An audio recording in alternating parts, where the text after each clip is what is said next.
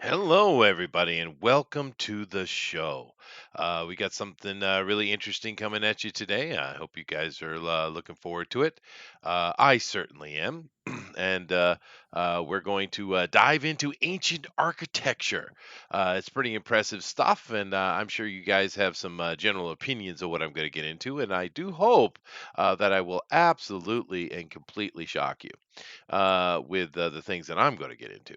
But nevertheless, before I do that, of course, hit up all our links down below. We'd love to see you be part of the Fan Speak page over on Facebook, as well. If you want to be on any of these shows, or you have any topics you'd like us to cover, or what have you, just hit me up on my Twitter, and I will certainly interact with you and get you over here once, as well as the Drawn and Quartered. If you want to be one of the artists on that show, we'd love to have you get involved. Now, of course, we also have. Our share button there, which is what helps us out the most. We are live streamers after all, and having a bunch of people in here to talk to is really the what we're all about. So thank you guys for being here, and we're going to dive into this in a moment. But of course, I'm going to first come over here and say hello to my panelist I got today, and of course we have Model Three. How you doing, dude? Hey, what's up? I'm doing really well. I'm happy. I'm excited. I'm excited. This is a good one today, man. Yeah, I think I had like a lapse of memory from what we were going to do. I thought we were going to do space part two, so I sent you some video clips, but I did see no. those, and we will definitely use those because we will do space again. Because oddly enough, it's possible, just maybe possible, that today's conversation might lead us into part two of space again. Oh my No, goodness. oh goodness gracious, here we go. But so how's your day been, man? Good. Yeah. Yeah. Well, it's early morning for me, of course. I've been running around for a few hours, but it's still really early here. But boy, is it a gorgeous sunny day, perfect temperature. I got myself a hot cup of coffee, and I'm sitting here with friends. Got to be talking about ancient stuff, which you guys know I love. I kind of wish Todd was in here because every time I talk about this stuff, he has an aneurysm, which is always fun. Uh, we have Roger Heller in here with us, which is awesome. We got Rodwell Stevens as well. We also have the Willie Mammoth himself. We have Ara in here. Very nice to see you, Ara. And of course, we have Eric Hawkins. And hopefully, this will grow more and more. It's kind of interesting. A lot of our shows will get, 60, 70 views over the course of the week when it comes out, which is really awesome. Even the stuff I would expect no one would take a look at. But our popular shows really are this one and the Drone and Quarter. People get a lot of kick out of that. And of course, this right here, where we're having just kind of a little bit of postulation about, just things that are interesting to talk about. Dave just popped in. He says, "Beautiful topic, eh?" It is a beautiful topic, and I'm hoping that I'm going to surprise the folks today, model. I really am. I like to be surprised, definitely. Yeah, and that's always cool. We got Slick jumping in with us. Now, Slick might well be at the Walmart today, but whatever he is doing, he's rubbing himself against the mic, so I'm a bit worried. Hi, Slick. Huh? Huh? So, Chester, how are things in Japan? Because it's getting weird here. Oh, it's almost as if it's done. Yeah, yeah. No, I People are mean, like all the stores are out of water and Empty. canned food, and oh yeah, no. there's. That I understand the I mean, craziness over there. around here I can still find stuff to eat. There's still foodstuffs, but people are flipped out. I mean, I already had canned food and everything else, but Well, back in like January when this all started here, because keep in mind the Japanese were like the first country to respond to this, even before China did, right? And because we saw what was coming out, there were a lot of people in China, doctors and stuff that were desperate for help, begging and getting leaking videos out and asking for help. So Japan was on top of it, and we had the initial panic. I don't know what you're doing, Slick, but you're rubbing your mic against something and it's creating a lot of noise, dude. Um, yeah, how's that better? it is better. That is better. Thank you. But we did have that initial panic here of people buying toilet paper and all, and et cetera, et cetera. But the government came out on the news, of course, which they control, and they said, "Really, really," and it ended it course, the Japanese are kind of easy to control like that. They're not like Westerners. This is a flowing community of sheep, which has its good points and its bad points. But so we haven't had any panic here and that at all. Matter of fact, my wife and I kind of left the house for the first time in a month or so, really, other than work and such, to leave our little village, which a little town, which is corona free. We went up to the north, which the city in Oita had one case. About a month or 6 weeks ago. But everyone seemed to had been bored and decided it was the weekend to go out. So the malls were full, traffic was real, and yeah, Japan has really calmed down. They've got a real good handle on it. Of course, you're going to get the little bit of cases showing up here or there, but in general, the morbidity here is very low. And there's hardly any cases. I know when you look on the big charts, it shows Japan as being, I don't know, 7, 8, 10 or something like that. But it's mainly on that damn cruise ship. Off that cruise ship, Yeah, there's I not think much. half of their cases are on. There's like Oh, more than that. 650 cases on that ship. It's like 75% of all cases in Japan are on that ship. Yeah. Yeah. But yeah, so I mean that's the situation in Japan, which it's kind of it's not completely finished, but they've got a really good handle on it. I really think the only mistake they made was they quarantined some of the people on the ship for a couple of weeks, and they started letting them out, and then all of a sudden one of the people let out was shown to have the coronavirus, so they locked it down again. That's the only mistake they really made, and of course that dropped a case in Hokkaido as well as dropping a case in I can't remember somewhere else. But yeah, no, it's How do you think the economy of the world's going to rebound? I think it'll rebound very quickly. Yeah, Yeah, people are spending like crazy. yeah, There's going to be a lull, but what was spent this week was artificial, yeah. so And, it'll even out. and do and keep I in haven't mind. spent anything at all. It's weird. I've Well, spent like normal stuff. yeah, I sure. haven't gone Well, crazy.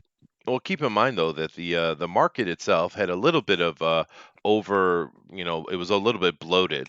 So it was eventually that was going to thin out anyway. And of course, another major aspect that you don't see many people talking about, there's a bit of a oil war between the Middle East and Russia going on, which certainly affected the market. So the market rebounding already is not shocking to me. Could we have some more dips and plateaus and various things like that? I'm sure. But I think the real problem you have to worry about in America is what you guys are talking about, and I'll let you give your opinions on it. But people are just really overreacting. They need to calm down.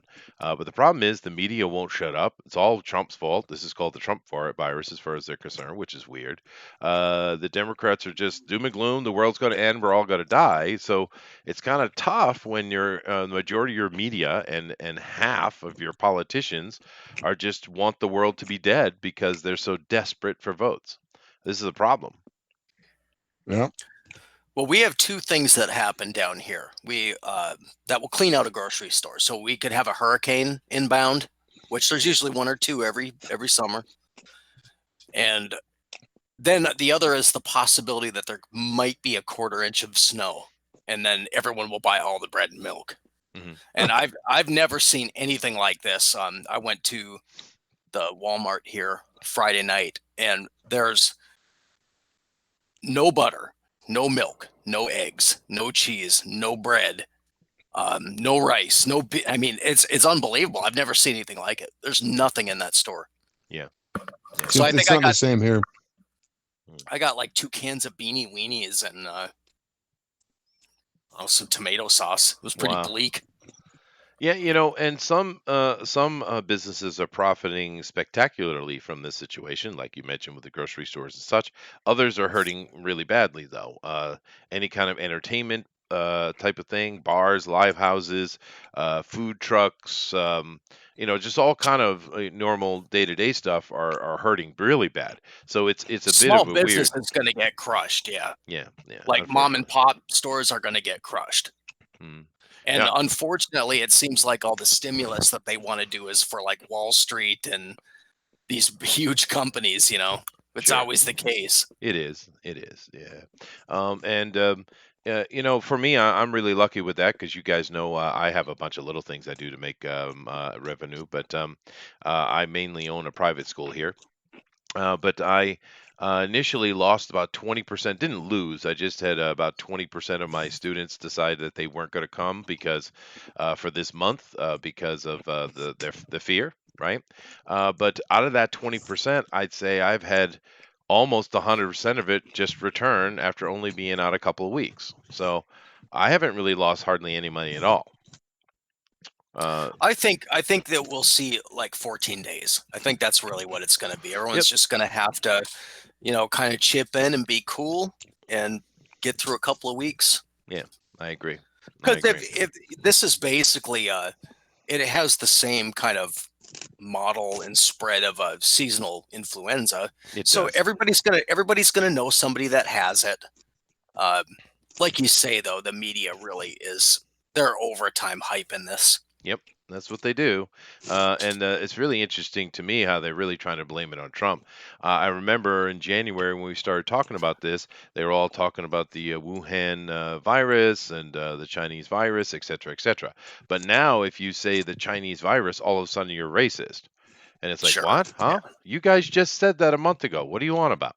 Right? But it just The, shows you the hysteria and the idiocy. So, At well, I some don't know why point, people are. I don't know why, like where I live, Mormons are fairly prepper. I mean, that's kind of part of the church doctrine. sure. But people like if you go to the local stores, not everything is cleaned out. Just certain things, like water is gone, which I don't understand because we have water treatment plants. It's not like you have to have water. Yeah. And then like paper stuffs, and then canned foods, and some of the like things are like the meat stock was all gone. Um, and that's weird. Because around here for the Utah, the church has what they call the bishop's storehouse, and they keep on hand for about 2 million people about 6 months worth of food, at least Damn. grain and like yeah. The church is very much like that, Well, and that's there's good though. That's a stockpiles good all thing. over the state. So I mean, Yeah. I don't know what they're worried about. I mean, if any state has food, it's going to be us. Well, you guys had to be like that with it when you establish yourself. I mean, no matter what you think of the Mormons, you got to respect their ingenuity and their ability to build because they took a frickin' Salt Lake in a desert and turned it into a paradise. It's Yeah, impressive, dude. there's even a saying about it. Like when they got to Salt Lake Valley, there was one damn tree in the valley, and they Yeah. could see it. And then they made the desert bloom like a rose. Is the saying. Yeah, but So I'm curious of why they chose to stay there. There were so many beautiful lands around them, but they chose that desolate place. Now, there I probably weren't it any was Indians. Brigham Maybe Young. that helped. It was well, there were Indians just south in the valley I'm in. There actually were Utes around here, which we kind of cleared them out. I mean, it's you know typical story. Um, but there weren't much in Salt Lake Valley, but there were in the southern valleys and like the eastern valleys. Hmm. Um, it was Brigham Young. He decided this was the place, and that's even this is the right place, is what he said, and then they stayed here. There were, I mean, a lot of people was like, why aren't we going to California? Why aren't we going on to Oregon? He said, this is it, and Yeah, um, that's where we are. and it's interesting. The well, Brigham Young. Yeah.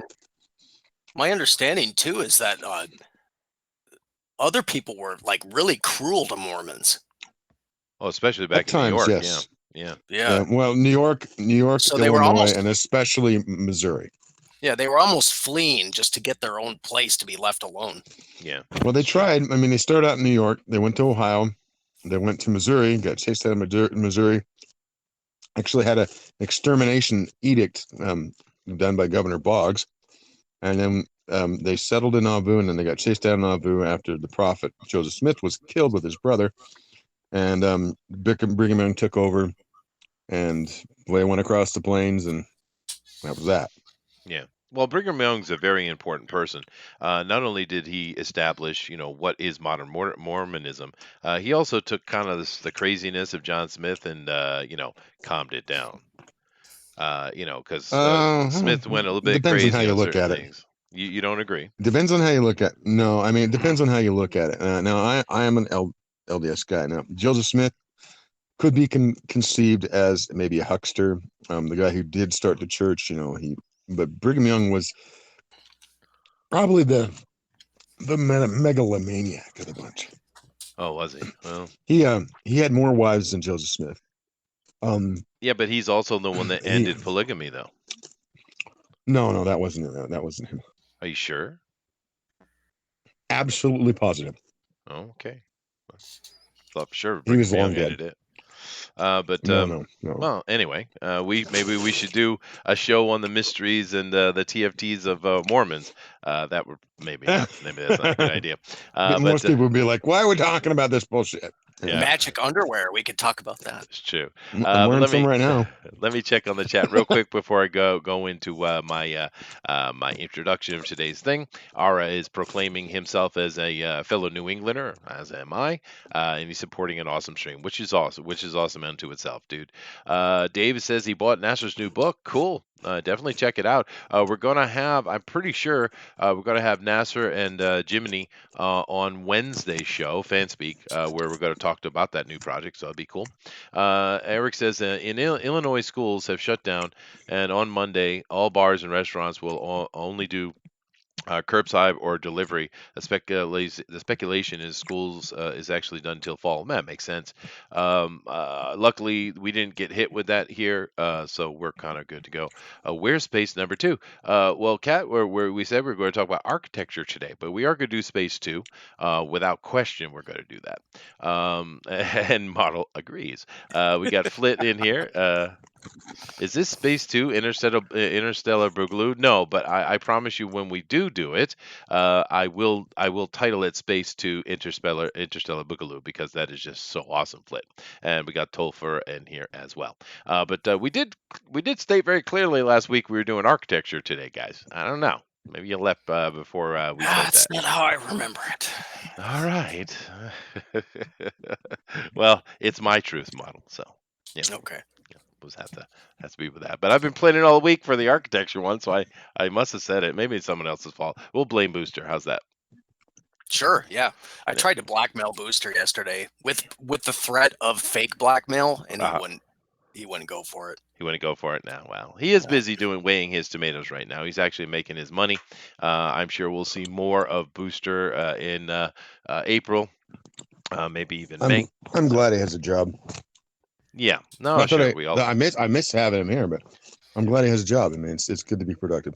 He's Well, injecting coronavirus into the tomatoes. He is. I'm sure he is. But of course, to be fair, on this show particularly, Booster's kind of useless. But we do miss our Booster on the other things, though.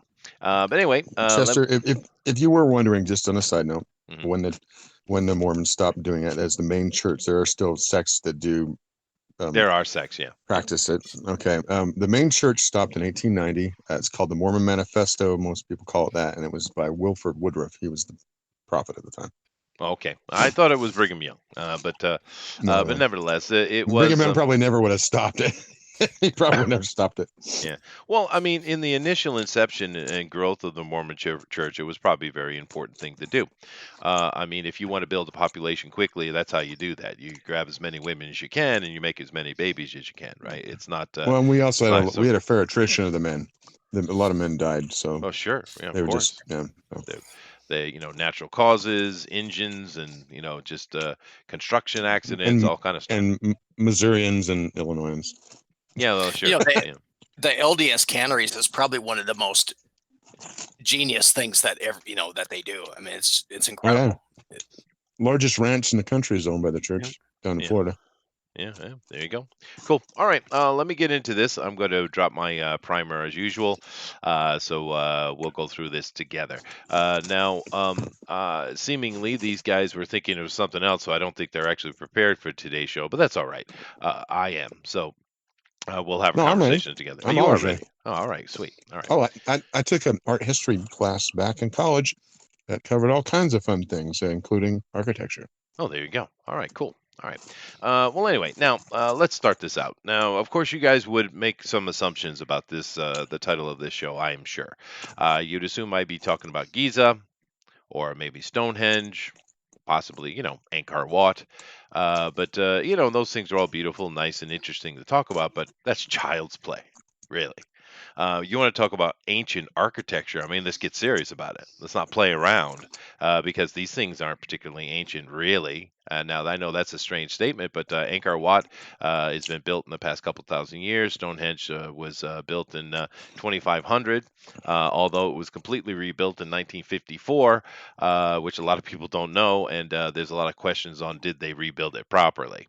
But and that's a fair question. But this was created as a sightseeing place in the 50s, intentionally. Now, some people argue, Slick, you're still eating or doing something, dude. You're making a ton of noise, man. Um, but some people argue that Stonehenge never existed and it's a complete thing created by the British government for sightseeing and tourism. I don't believe that's true at all. Matter of fact, the evidence shows it was built about 2500 BC. But so that is fairly old. Of course, certain aspects of the Giza complex itself is probably tens of thousands of years old, not a mere 6,000 or so, as they'll tell you. Particularly the Sphinx, and of course, do keep in mind that the plateau that the Giza pyramids are built upon itself is a giant complex of a mammoth proportion, right?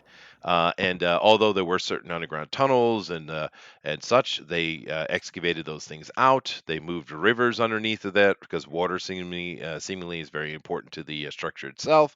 And so it wasn't like they built the plateau completely originally, but it is manscaped, if we want to use that word for it. There's a lot of structure built into it, and it's far more impressive an endeavor than the pyramids themselves. So yeah, these are cool things. These stuff we could talk about and have been talked to death about, and there's more to say, I'm sure, but I don't want to get into that. This is all the treading old ground. I want to talk about some really ancient and really interesting things. What I want to do today is I want to get over here and I want to start talking about the things that we can find here on megalith.org. Now, there are many organizations like this that talk about ancient, truly ancient things. This one right here is a good repository of information. And I would say the only negative thing with this site is you do have certain members who really like to speculate about transdimensional stuff, and that doesn't really, that's all well and good. It's fun, but it doesn't really apply to the actual archaeology. You know what I mean? But yeah, beyond that, for the most part, this is all talking about just archaeology. And I just want to kind of put this up here because I'm going to go and show you some videos while I speak, actually. But I just wanted to show you the breadth of this one website, right? Now, this one is run by a bunch of Russians, and keep in mind that the Russia is a very interesting place, actually, because for a long time, since the beginning of the 20th century, the very beginning of the 20th century, we lost Russia, right, to the Bolshevik Revolution, and they were closed down for a very long time. It wasn't to the fall of the Berlin Wall, of course, that we were able to start interacting, and it actually took quite a while after that to even start interacting. I'd say a good 2 decades, really, to where archaeologists and stuff from the West could start interacting with Russia. The Chinese and Russians were a little sooner than that, but then again, still today, you can hardly interact with China at all. And there's a lot of good stuff there too. But the Russians themselves, they, through that entire time, were really big on archaeology, and that is a positive thing you could say about communists, which is it's not much positive to say, right? But they do like the science, and they do put a lot of effort and time behind the science, and they tend to do a lot of actual practical science instead of this theoretical crap we find in the West, which doesn't do anything but mathematical gymnastics. But the Russians don't play that game; they do actual science, and that's a cool thing. So when we finally, just a couple of decades ago, even less to a point, we started interacting with the Russians, we found that inside of their gigantic country, they had been doing some archaeological digging on some pretty impressive sites. Some pretty impressive stuff. And a lot of information started to be trading between archaeology and of the West and that of Russia. Now, do keep in mind that a lot of the mainstream guys didn't bother to get involved because it's all about Egypt and the money they make off of it. And mainly it's a lot of either low tier people or what they call amateur. Now, understand in the archaeological world, what an amateur means is you are not associated to a university. Now, that doesn't mean you're not trained. It doesn't mean that you're not really good at what you do or you have evidence. That has nothing to do with it. You're an amateur if you're not part of the group. It's that simple, right? But we've seen some absolutely stunning things come out. And this Russian team here, which you can go over to. There's several sites that do it, but I think probably the easiest one is New Earth itself. And they have a lady. She's a archaeologist herself, but I think she's basically the one who speaks English the best. And even that isn't very good English. But bear with it because they do some pretty impressive stuff. But let's take a look at this list here, guys. We have a whole bunch of categories of different things that you can look into here on the right, which is kind of interesting. But then we have regions of the world and all the interesting sites they found. And of course, they have all these countries all over the world. And as you see, there are hundreds of sites here that they have personally gone and documented, right? And we're not talking about, simple things like Giza. We're talking way, way older. So let me demonstrate that to you. Now, what I'm going to do is I'm going to play a few New Earth videos for you. And this will allow us to, where did I put those? Let me come back over here. I think I just put them right up top. I did. Okay. All right. Now, these are from New Earth. I'm not going to play audio. I'm just going to play the video as I talk over it. So, like I said, if you want to go and check out megaliths.org, or you want to check out New Earth, then please do. Like I said, there's a little bit of spiritualism involved in some of it, but just ignore those things and pay attention to the architecture, the archaeology. Let me play this while we're talking here. Now, what you're going to see in these videos is a lot of structure that is really old. Now, we're looking right here. This has clearly been man-made, right? I mean, it's been manipulated by men.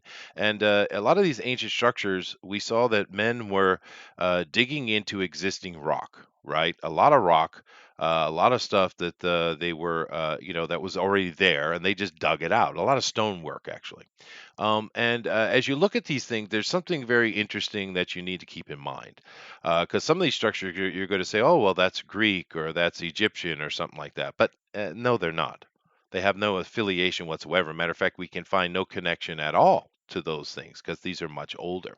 And as you look at some of these structures, understand that if you take modern science's approach to erosion, water erosion, weather erosion, and you take that science as being accurate, which I question it is, but if you take it as being accurate, these sites and the erosion upon them, they're not hundreds of years old. They're not thousands of years old.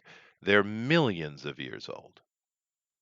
Now, that is a shocking number. And like I said, I don't think erosion works like they think it does. I think there's more to the picture. I think there's more to it. But nevertheless, just by modern science's look and understanding of what they say is the ratio of erosion, many of these structures are millions of years old by default. Now, I'm not going to sit here and put a date on them because, like I said, I don't agree with that. But they are certainly tens of thousands of years old, I would say easily. But science considers them to be erosion equivalent to millions, which is why you never hear about these things because they don't want to touch it, right? Because it does not fall within their agenda. But as you're seeing, some of this stonework is pretty cool. It's pretty good. They're dug right into the stone, and they are truly, truly ancient. This is not like Giza and stuff like that. We're talking way, way long time ago. Now, before I start, because I got a lot to dig into today, so I don't want to get too far ahead of myself. Now, guys, from what I've mentioned so far, do you have any introduction or anything you want to say? I mean, look at the erosion on that. That's freaking ridiculous, dude. Anybody have any of you guys have something you want to add to it? Yeah, I Nope. think you know the what you can observe with certain things in even in Egypt, like the Sphinx, Yeah. that thing is eroded Oh yeah. Yeah. significantly. So the questionable thing to me is that I don't think it takes millions of years No. to do this. I mean, what is like? Do you ever listen to Graham Hancock? He's kind of Of an course, eccentric Graham character, Hancock, Michael Tellinger, Mhm. Caesarion. I love all those guys. Yeah. They all kind of agree on this 15 to 25,000 year window for some of this stuff. Like Well, go back to Tebi and yeah, I all think these those guys planets. are actually probably more like 40,000 years ago, being in the golden age that the ancients talked about. But yeah, I get your point. Yeah. So what do you? I have a theory, and it's a throwaway theory because it's not really that important to be right or wrong about it. But I have always figured that this patch of ground that we occupy has been used before, Oh yeah. Yeah. and then you get sometimes devout Christians will get really offended, but I don't think it really argues with anyone's beliefs because the Bible doesn't tell you specifically that Yeah. we were the first. And the creator doesn't have an obligation to tell you, but it really would seem that at some point there was something pretty significant going on. Is it Cambodia or Taiwan where those big buildings are carved into the bedrock? Oh, they're all over I the can't, world. These pictures that you're seeing here on this video, these are from all over the world. This is not a and localized thing. Now, Sardinia, the island of Sardinia itself, is an absolute wonder that you would think archaeologists would be there in the thousands, but they don't touch it once again because it's falling into this truly ancient time period. But they're all over the world, dude. it's astonishing actually to the craftsmanship that it would Yeah, require to do yeah, something like that. So I don't very to impressive. say that these guys had bronze chisels. I don't. No, it's Probably not. ridiculous. No, It's ridiculous. there No, was something going their on. technology was much better than that. Even though with the erosion, you see those steps they carved in there. You look at some of the carving; it's very good stonework. It's impressive. But this stuff I'm showing you here today, guys, this is truly ancient. This is not Egypt. This is not Mesopotamia. This is long, long before that. Long before that. This is antediluvian without any question. And like I said, it's pretty impressive when you look at it and you start thinking about that. Now I got more stuff I'm going to get into here, and it's going to get wild, baby. But And your what you were showing with those underground that underground complex, that they say that that's the tip of the iceberg. They mhm. have no idea how big They that have thing is. they have found hundreds of underground complexes with stones and carving and wall carving and stones that have been laid in to create shafts that are larger than Gobekli Tepe, not Gobekli Tepe, Baalbek in Lebanon. And those are 1,000 plus ton blocks. These things are much bigger. They're huge underground complexes. And of course, a lot of this, for me, this stuff is really interesting because it touches in to the ancient stories. And I always like when you can find some kind of forensic evidence that will tie into an ancient story, right? And with those ancient stories, of course, they talked about after after the war and what happened with the the destruction of Earth, the Great Flood, right? Because there was so many asteroids still hitting over a very long period of time, people moved underground to survive, and they would come on the surface and have their crops and stuff like that, but they would live underground because you never knew when the next stream of asteroids and meteors and stuff would hit. That's what they said. Right, and we find a lot of evidence of humans did exactly that. And but the structures they built underground are just insane. They make what we're looking at here kind of mundane, really. Well, And and there's a significant layer of ash in the sedimentary record. there is, there is, That there are several. there was worldwide fires going on at some time. That's right. It wasn't just a flood. Yeah. And do keep in mind, luckily, finally, in the past 10 years, the Great Flood has been made academic. Now, the academics hate that because they can't stand the flood because that brings God in, and they don't like the God thing. But they had to bite that bullet because the science is overwhelming. So that is academic now. Keep that in mind. And it wasn't just flooding. It of course was also fire everywhere, meteor strikes, asteroids, just mind-bending destruction. But I got a couple of videos here. I'm going to go over this one over here. Now, to continue on, this is Idulin Castle in Jordan, and they also deal with Cadrak as well in this video, I believe. But this is a pretty interesting little thing. Let's take a look at it. Now, the reason I put this one particular up is because of this. You look below and you see this truly ancient stone structure. Now, this is man-made. It's very weathered. It's very old, but it is man-made, right? Even though it's starting to look like it's not, we can still, understand that it is. Now, and we see this all the time. We see ancient structures of impressive design sitting underneath these less sophisticated things. Look at this right here. You have this very impressive molded rock. It's almost as if it was clay that was molded into perfect positions with each other and then hardened somehow. Right now, of course, scientists say that's impossible, but I mean it's clearly not. Now, some of this has to do with weathering. You can see much more modern versions of this in South America, of course, and but you see this all over the world, right? Egypt, all those pyramids and stuff, especially outside of Giza, those are much more modern, right? And they're built upon greater structure. And this is all over the world. We find great things built upon ancient things that are impressively built. A lot of the churches in Europe were built upon just such sites, right? And there's a reason why you're not allowed to go down into those under caverns and stuff in those churches because they don't want you to see the architectures down there, I'm sure, right? Well, there's Uh, great examples too, like in South America of modern structure, still ancient, but more modern, built on top of yep. like this really old stuff. It's all Like over the place. The Incans are a good example of that. Yeah, They're and they like to say that it was all period at the same mm-mm, time, but it's very obvious clearly that not. Clearly not. clearly. Now, this right here is also interesting with Agilent Castle because this is in Jordan, by the way.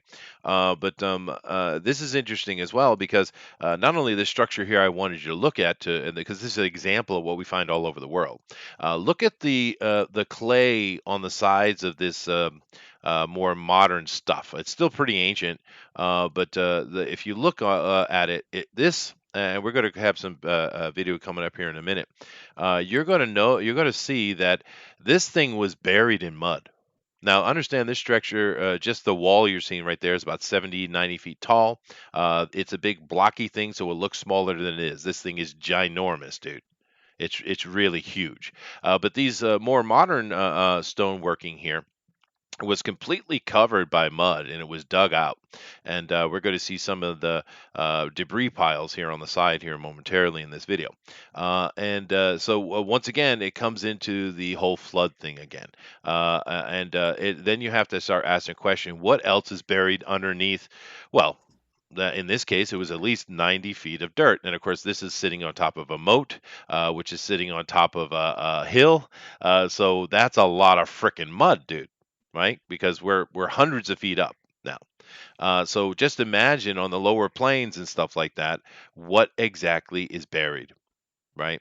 And we know that the ocean levels are much lower, and we have structures like I mentioned Sardinia earlier. It's a good example. Sardinia has man-made, ancient, truly ancient canals all over it. And we find them all over the place. Florida's got them. You find these ancient canals. St. Petersburg is built upon maybe one of the most ancient cities we have. Right? It's built on top of it. Right? And with these man-made structures, a lot of them are out in the ocean and these canals and stuff because they used to be on land because where our water level is much higher than it used to be. Here's some more of that structure, but you're also seeing some of this debris fields, right? Here's a debris field right here. I think there was just one a minute ago, and they just had to dig this entire castle out and they just dumped it on the side. So they weren't very industrious about it. But we see these debris fields all over the place. Here's some more. these debris fields of them just dumping out all that clay and crap they got in this castle, just cleaning it out, which they've of course turned into a tourist site.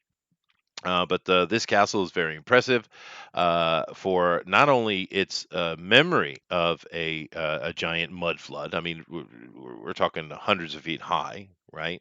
We're also it has all that evidence around it. We're also had some interesting aspects with the structure because the foundation is far more ancient than the primitive structure above it.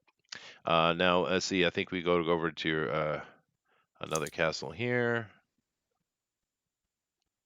No, this one. Chester, a request to, if you can, show our good viewers those blocks in Lebanon. Oh, the Baalbek, yeah, sure. Now, right here is a Yeah, good what example. This is in Karadik. I think it's called that. I'm probably mispronouncing it. I will show Baalbek in a moment. But this is another good example. We see this all over the place. Now, here you can see two separate modes of construction. Right on the lower walls, this is ancient. Look how beautiful the cut is, even though it's super old and weathered. Incredibly weathered. It is just really good workmanship, craftsmanship. You can see it, right? It's beautiful. And then you see the walls and structure obviously broken down, and someone came at a much later date. This is probably maybe medieval, or it could even be classical. And they came and repaired the roof and repaired the wall, and you see that all over the place. But they're clearly, like we mentioned with the Incans, it's clearly very distinct, differently distinct peoples, right? They're not the same. Their skill level's not the same. And we see this all over the place. But look at some of the look at some of this old. And now you can say, okay, this is medieval. This is 14th century, 12th century, which would be very impressive for that era. But it's not though. This is way older than that. This is thousands of years before that, and therefore you have to beg the question: who built this, right? And look, and if you look at just the absolute symmetry and beautiful cuts that came in that are done with the old work here, it's very impressive. Once again, you can see the beautiful big stones compared to the weaker stonework above it. Jerusalem itself is basically the same as Baalbek, and let me come over here and show you a picture of Baalbek. Uh, and considering the effort that it would have taken to do this stonework, it's a no-brainer that civilizations would have come and found a partial and then built on it. yeah. Now, no, absolutely, and that makes a lot of sense. We see this in Yonaguni as well. Let me better picture here. This one, we see this in Yonaguni over in Japan. There obviously was something that was there already that they built upon. There's also sometimes natural outcroppings, and they'll shape it. We find a lot of stuff that simply falls within a period of time that humans weren't supposed to be running around. Now, you can argue that they're wrong on that, and there were humans running around. But you could also say maybe it was the Neanderthal people that were doing stuff, because we have with the Neanderthals, and if you accept that it wasn't human, it was Neanderthal. That what they did that a lot. They didn't build a lot of their own independent structure. They took structures and shaped them, right? And one of the things the Neanderthals seemed to like to do a lot was to take stones that kind of look like something and chisel them out so that they look like a horse or a lion or a human face or stuff like that. A lot of those ancient mountain faces that no one knows who made them, I think, are should be attributed to the Neanderthal. There's one in Africa that's incredibly impressive. It's I don't even know how. It's hundreds of feet high, and it's this entire body of this very Egyptian-looking type of prince or princess, and it's just carved right into the side of the freaking mountain, top to bottom. It's impressive. But here's Baalbek. Now understand that the if you can see over here, that little teeny black line, it's not a line. That's a human. Mm. Yeah. Now, the thing is, the lower trestle of rock, which is actually below the dirt here, is smaller size blocks than what's sitting on top. That makes sense. If you have a lot of small, strong, they're still, hundreds of tons. But when you have a smaller block and a bunch of them, they can disperse the weight better than one big one, right? But it's sitting on top of those, which means they needed to be lifted into place, are blocks that are 1,000 tons plus. Now, understand, we can move 1,000 tons today. We can lift it up, We can't move it, right? We can lift it, but I mean, in order for us to move something from a distant quarry to where this is now, it would take us years just to move a single block because we'd have to literally little by little, inch by inch it. We don't have the capability today to do that, and yet they built structures. This one is small, guys. Jerusalem is built on the same type of structure, but way bigger, way bigger. Now, understand the structure sitting on top of that is Greek, right? That is built. When I talk about the platform, that platform is way older than what's sitting on top of it, right? And you can even see the coloration difference in the stone. But Jerusalem as well. Now, understand the ancient peoples and ancient stories talking about Baalbek and Jerusalem. They said those things were built. I'm not lying. I'm not being hyperbolic or joking with you.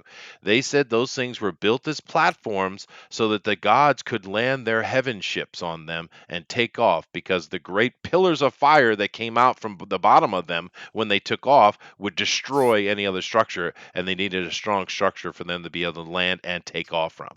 That's what the ancients say, right? And those stories are antediluvian in nature as well, right? Now, you take that as you like, but if you were going to have a rocket going up and down, that's a structure to do it, though, right? This is called by the Greeks Heliopolis, by the way, but it's not. This overstructure is impressive, but it's not the impressive part. That's Baalbek. But anyway, so let's take another stop here for a moment. Now, the second part I've introduced is talking about ancient structure underneath newer structure, right? And we see that the further back in time we go, the better they were at working stone. It's not a, there's no argument here. It's clear, right? So this is something that needs to be talked about, and the problem is modern day archaeology will not discuss it, right? Now, I understand they got their head straight up their butts when it comes to Egypt because that's where all their money is. And I'm not just talking about the people in Cairo, I'm talking about the people that control them, like Britain and the American Smithsonians and stuff. I don't even get me on the frickin' Smithsonian. They piss me off. But these guys are all about Egypt all the time. It's all about the money that they make off of it. And anything that threatens the antiquity of Egypt, which is a lot, they don't want anything to do with, right? Yeah, Zawi Hawass is a paid disinformation He's agent. luckily was fired. He's gone now. Oh, he is fired. Wow. Yeah, he was. He was doing some shenanigans, and he got fired by the new leader because the old leader liked Hawass, and they were kind of in bed together. But the new guy got rid of him, and also what that means is we've been seeing some a little bit of movement. Like for instance, some of the Egypt is impressive. Don't get me wrong, and Egypt is much more ancient than a lot of the more modern, and I mean 5,000 years ago modern stuff that's built on top of it, because the stuff underneath is very old. There's a temple in Luxor, for instance. Give me an example, and this temple in Luxor, it's pretty impressive. It has these giant beautifully ornate pillars. There's all kind of strange, odd hieroglyphics on the wall that have never been explained. But when they were doing some cleaning and some adjusting to make sure the structure stays up for, tourism, they had actually lifted some of the big giant stone tiles. I mean, the gigantic things that weigh several tons, right, for one tile. But they lifted those to, to make sure that everything was square. They were trying to square the building because the building had sunk in a little bit over time, so they were trying to square it, right? And they found. Underneath just by luck, really, the tile that they lifted, there was another column directly underneath it, suggesting the entire floor was sitting on top of a whole nother room below it. And this is a gigantic temple, right? So what did the Hawass and his people do? They covered it back up and told people to shut up, right?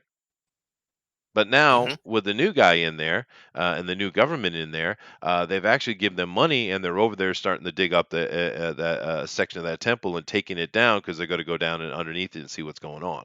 But we have a pillar which seems identical to the ones that are sitting in the room, but it's covered by a floor tile. So we're talking about another 35. What are those things? 37 feet tall. Those things, 37 feet down. At least, right? I mean, that's the kind of crap we've had to deal with for a longest time, dude. And there's all kind of examples of stuff like that. They find interesting things and they just they cover it up, they fill it in, and they say shut up. We see it all the Yeah, time. and you know what? It's a crime against humanity It because is. considering what we have like Google Earth, Oh yeah. anybody should be able to log into Egypt.com and walk through the pyramids. Yep. Walk through. You know, there's a trap door at the top of the Sphinx's head. Why is there not video? Yeah, there isn't either. Yeah, yeah. They Why and do they've covered that, by the way. You can't see it now Sure. airily. Yeah, they've covered that up. Yeah, they Yeah. blurred it out. They blurred it out. But it's absolutely ridiculous that, you know, who is making that call on how they're going to divvy out this information? hmm No, and it's not just in the West. Keep in mind, like in Egypt, for instance, not Egypt, for instance, India, for instance.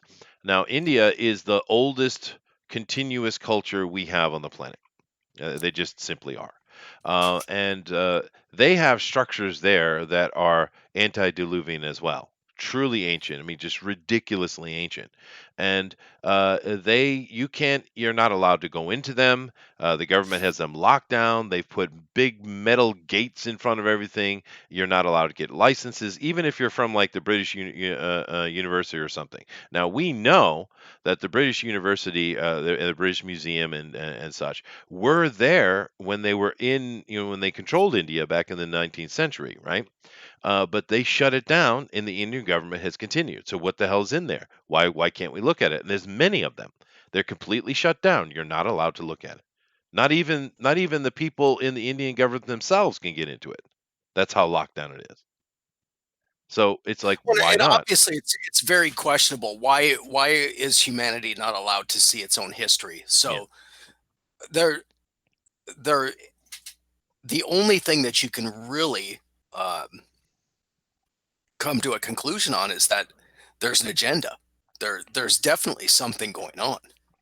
Because why wouldn't you? Now I do understand um, putting gates on these things because we know people are morons. Oh, that's fine. You I know, don't mind you don't protecting you it. don't want to go Yeah. into the pyramid and find like a case of Budweiser cans No. and spray paint on the walls Yeah. because that's what would happen. That's true. Well, actually, oddly, you mentioned graffiti. There is a lot of graffiti within the Great Pyramid, actually, but it's ancient graffiti. It's pretty interesting topic, actually. But no, I agree with protecting it. That's not my point. Yeah, I'm not talking about protection. I'm talking about people who are, authorized and known to be good at what they do, going in and documentation, but they won't allow that, right? And China too, guys. Now China is a communist country, and they're completely locked down. They have complete control of the people there. But a lot of people know about the burial tomb of Qing. Of course, what China is named after, the first emperor. And it is impressive structure. They won't let it be excavated for whatever reasons. That's fine. But there's a lot of pyramids around it. I don't know if you know this. China is absolutely just dotted with pyramids, right? Sure, they're all And over the world. they are all over the world. But they say, oh, it comes from the period after them trying to emulate the first emperor. It's not true. Those things are much older. Matter of fact, it seemed the first emperor was copying what was already there, right? Because his tomb is certainly more modern, for sure. But this is all over the world, we see. Slick, you've been real quiet. Anything you want to kind of jump in and give an opinion here?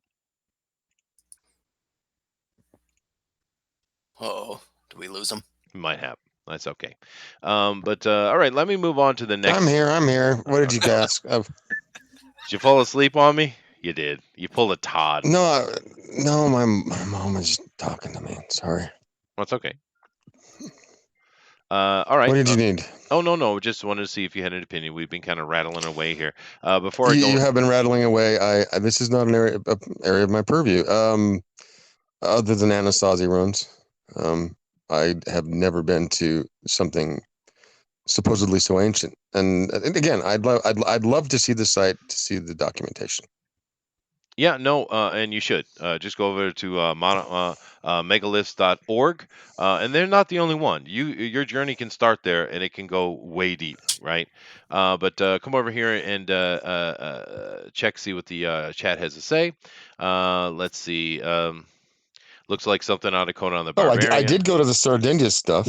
I've Yeah, been Sardinia not to is some that, good. but I've Yeah, they have a bunch of stuff all over that island. It's just that's tons like ridiculous. ancient Yeah, stuff. Yeah, yeah, and they won't even cover it, right? When things are handled this way, it's always going to lead to speculation. So when when I start reading about these sites and the way that they're kind of closed off from independent study, there's really two things that I look at. First of all, it's monetarily driven, where someone wants to control it so they can reap the benefits.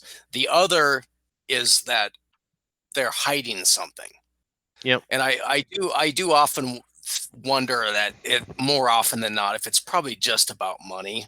If it's that you control access to the photographs, who makes the books, who writes the curriculums.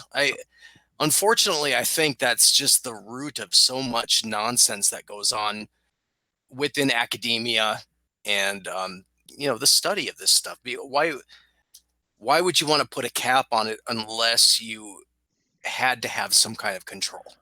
Yeah, and it doesn't have to doesn't mean that there's some ancient alien mystery under there, guys. It could just be as Sure. simply as economic, right? It often boils down to money. Yeah. Um. well, Yeah. my question is, I mean, um, I wouldn't have a problem saying that there were civilizations going back. The idea that we've been around as a species, um, well, at least what they survived for about 2 million years, and how as we are now about 200,000, that we wouldn't have multiple layers of civilization that had been destroyed, and climate change Yeah. has come and gone. And there have been, I mean, 75,000 years ago, we had Toba go off, which was supposedly a near extinction event. Yeah, I could definitely see stuff like this happening.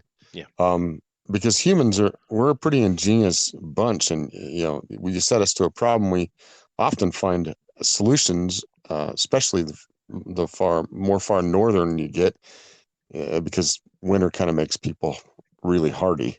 Oh yeah. Um, Yeah. That's very true. Winter people are more successful than summer people. That's true. yeah, Well, it's much. I've always thought that we are someone else's artificial intelligence experiment. So it wouldn't be a Possible. shock to me to find out that and the scary thing is that we could be lined up to get wiped again. If we don't do good, they'll just wipe us and try Mm. again. Well, if you look at the modern science and its holographic universe that they've been pushing hardcore, and if you look at the ancient stories, which I'm going to get into in part four, I'm about to jump into part three, but this is not as wacky as it sounds. Let me catch up with the chat real quick. Eric says, "So we got to talk about the Cahokia Mounds." No, but it's certainly part of the conversation. He's so excited about his series comic. Boring. Oh, thank you, Nick. Did you know Booster's third video debuted last night? Check it out as Booster's official channel. You guys should check it out. Ant Farm. Yeah, right, Rodwell. That was during the Hyperion Age by Crumb. Looks like something out of Conan the Barbarian, doesn't it? Any thoughts on who the builders could be? Well, I'm going to get into that in a minute. But a remnant of the Atlantean culture, possibly. Of course, I'm a person who believes that there were hundreds, if not thousands, of Atlantises, not just one. I love a good moat. Yeah, that was a pretty impressive moat. Of course, nowhere near the water, right? By the way, and no water anywhere near it, but interesting looking moat. Um, it's all foam core and paper mache. Okay. Mallet CNC works. Is this structure impervious to Kirona? Maybe. We are good viewers. Yes, you are. Chester's been hitting the sake again. Uh-oh, I must have said something Nick didn't like. Are there burn marks on top of these structures? Some of them, yes. And there's what I'm going to get into next is actually the hearth fire is a very important part of what I'm going to say. Dinale was fired. Dinale was up to no good. No, he wasn't. He just hasn't been back, dude. I don't know where he is. He's always, of course, he's always welcome, just like George and everybody else. But yeah, to each his own. I may have sent in the complaints that got Dinale fired. Okay, we'll blame Cat then. Down with Dinale. Okay, it's American graffiti. All right. Denali conspiracy is more interesting to me. Was he involved with the antediluvians? He might well have been. He might well have been, sir. They're hiding the creamy nugget. Oh goodness gracious! All right, let me come over and finish do this thing. Now I'm just going to let this play. You guys see the title of this. Now What we're going to get into here is really fascinating. And this stuff is super, super old, right? Now, what we're looking at here in this video, and once again, thank you to New Earth. I didn't ask permission, but I'm sure these guys are fine because they're all about the releasing of information. What we're going to see is structures that can be found all over Europe from northern Scotland all the way down to Sardinia, where most of this video takes place, from the Spain in the west all the way into Russia. We find these structures, and look at the size of them. Look how little they are, and a lot of these openings have been expanded so people could squeeze in. Now, keep in mind these ceilings are about 3 foot tall. So there are structures in here. There are hearths in here. There are bedrooms. There are ladders, and they're all over the place, right? But the people, That's where Denali's people originated that's where from. they do. That's right. But I mean, these people who would have lived in these structures would have been about 2 feet tall. I'm not joking around with you with this. There are hundreds and hundreds of these things. They're all dug in stone. Some of them are in the side of mountains. Some of them are just a standing boulder in the middle of a field that they chiseled into. Look at the structure of their work, by the way. It's very well done. It's very ornate. And this stuff is ancient. Look at the weathering on those steps, right? Once again, the weathering on that steps, according to modern science, would make this millions of years old. All right? I have a question. Yeah. What do you think that what is the possibility that those things are so short because that was incredibly hard work and they were fine with just crawling in there and laying down? Because they're the stuff inside of them. Some of these have been blown out by modern people to make them bigger. By the way, there's a lot of damage on these things over time. Because they're actual living rooms and kitchens and things like that inside these structures. How are you going to live your life bent over at the waist and at the knee, living in such a structure? It's very, very troublesome. Now, does that Well, I mean would that? think in that situation you would live your life outside, Hmm? right? And I'm just throwing this in there because No, that no. to me that's like Occam's razor. It's just like, well, were there 2 foot people or were there people that just basically needed to get inside somewhere Yeah, but why from the wouldn't the elements? openings be big enough for a normal human to get in and out of? Well, it is, isn't it? If you just No. if you just A lot crawl of in these there. openings have been widened by people to get in. A lot of them you can't get in, they're too narrow, they're too It's small. not big enough for Chester.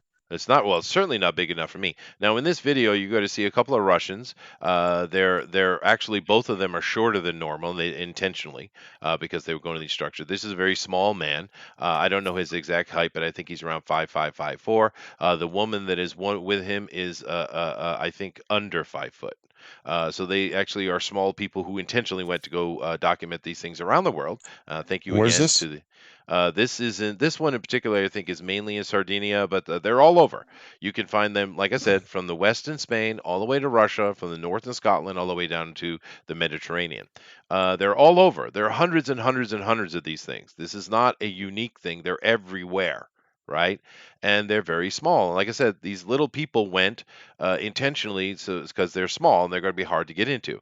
And as you'll see in this video, some of them, and they also mention, they couldn't get into because they were just too tight. The opening was too tight.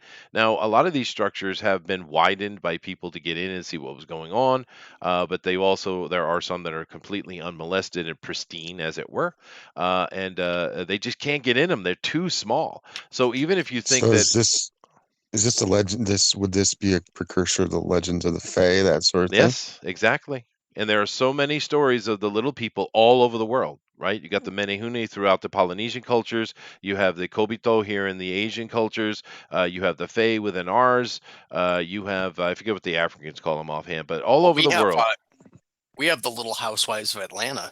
Well, there you go. Okay, but we do have these stories, these little people, and even if you say, well, people were smaller in the past, well, okay, fine. But once again, these are very small humans right here who went intentionally because they knew it was going to be tight, so they sent the two of their smaller people to go look at it, and these people can barely get in these damn holes. And these things are not little storage cells because they could be. If it was just a place where you could store food or something, oh, I'm okay. They just kind of crawled in to keep animals animals out and easy, because of the carving, like you mentioned. But look at all the art that they did in the ceilings. These are things they lived in. These structures have hearths and bed areas and larders and things like that. They're not just storage places. They're places that they lived, right? And they did Well, a it's well. not Hold on a second. inconceivable. No, well, look at this. Look at the work here. This entire stone has been flattened, right? And you don't do this kind of work just for a storage larder. It doesn't make sense. I mean, go ahead. So have they found any remnants of skeletons and burial? No, these things are ridiculously old, dude. Yeah, there wouldn't be. I mean, Yeah, bone doesn't last. yeah, But it's not inconceivable that another iteration of people yeah, was just they made them small. That didn't work out. They wiped it, tried something else. yeah. But they're all over the place, dude. They're all over. They're not just in Sardinia. They're all over Europe, all Sure, over it. sure. Yeah. Yeah. And I get the pushback on it, and and it's of course possible. Anything's plausible, but I mean, to even for a 5 foot something human, to live inside this structure would be ridiculous, ridiculous thing to do. Because if they were just sleeping and storing, maybe I could understand that agreement, that argument. But they were in these places living because we have hearths, we have the scorching of hearths. They were living and cooking and being inside these structures. Look at the freaking weathering on these things, right? This stuff is crazy, and it's probably stuff you guys have never seen before, more than likely, right? And it's once again, why are the academics not researching this? Because they're not. Well, we know that it's genetically possible to have like a two and We a half do. foot tall human being because we consider it an anomaly. But like people like Vern Troyer, what was he, 27 inches tall or something like that? Yep. The little Well, mini me guy. yeah, that's true. And of course, that is an actual negative mutation.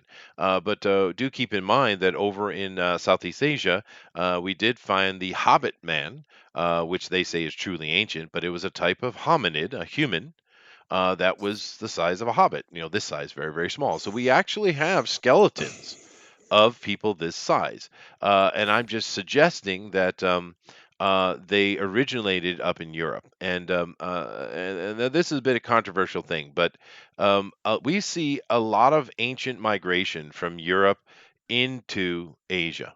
Now, the Asians don't like it, of course, because that means it's not Asian centric, but we see a lot of migration into Asia. For instance, New Zealand, the Maori showed up, murdered everything they could, cannibalized everything they could. The Europeans came in and stabilized it a little bit. But to be fair, there are still people genetically on those islands who are from the ancient inhabitants. And those ancient inhabitants were not Polynesians, they were not blacks, they are whites, right? Kuwait. Well, they are. And they were there long before it. And of course, the ancient stories of the Maori confirm it. Right when they got there were people already there. There were two type of people.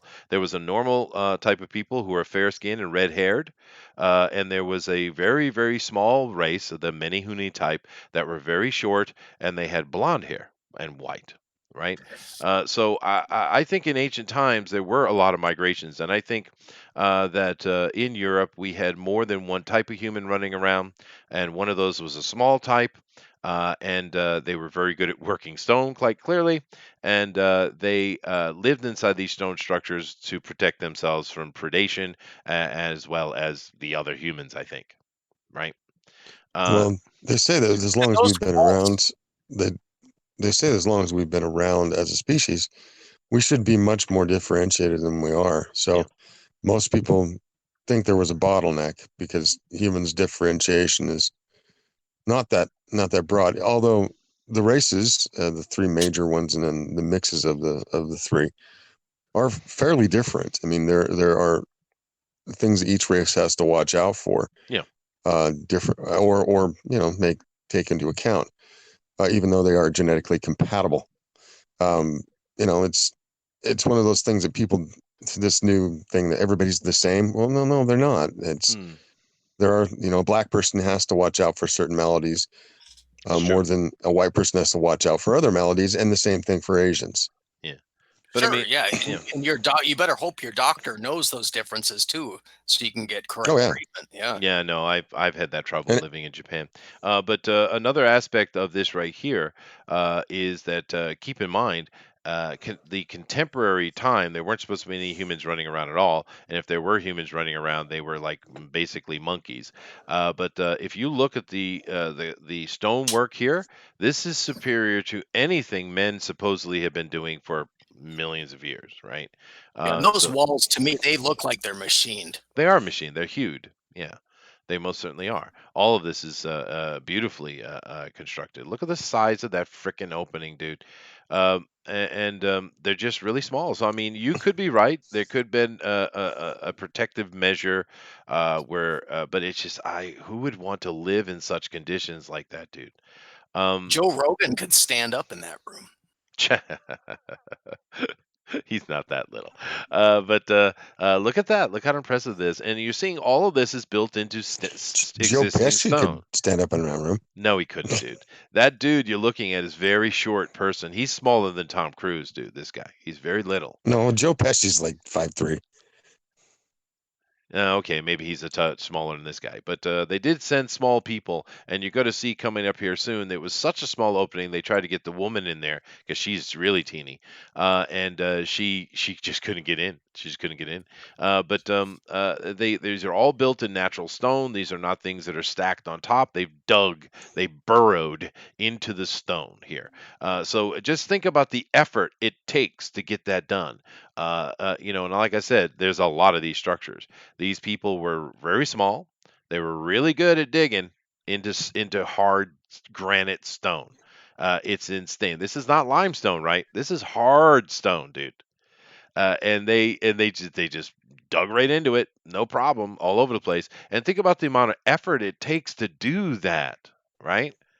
That's not a minor undertaking. It's not like digging a hole and building a pantry underground. It's not at all like that. This is serious endeavor, and they're all over the place. And more than likely, most of you have never ever heard of this. It's shocking, Well, they right? definitely would have to have metallurgy, I would think, You would think, yeah. Well, and a because community effort, so it's not like one specialist, one well, stone what I'm carver. saying is No, the Everybody can tools do are that. that you couldn't use stone on stone to No, not construct this. that. You'd have to have something harder mhm. to Well, to do this. Well, certainly, you need metal. Now keep this in mind. There's another aspect to this is kind of interesting. When we talk about all the ancient little people, when we think about the Dvergar and the Menehune and those kind of things, what is the consistent trait other than being small of all those people across the planet? They were great builders, all of them, right? We still have that kind of thinking with Tolkien's dwarves, right? And they're just incredible underground builders, right? But all the little people across the planet were all had that trait of being great builders, right? We're seeing, I think, an evidence of it because this is impressive work. It's impressive. You try to go dig that out. Go for it. That's hard, dude. No, it's incredible, really. Yeah.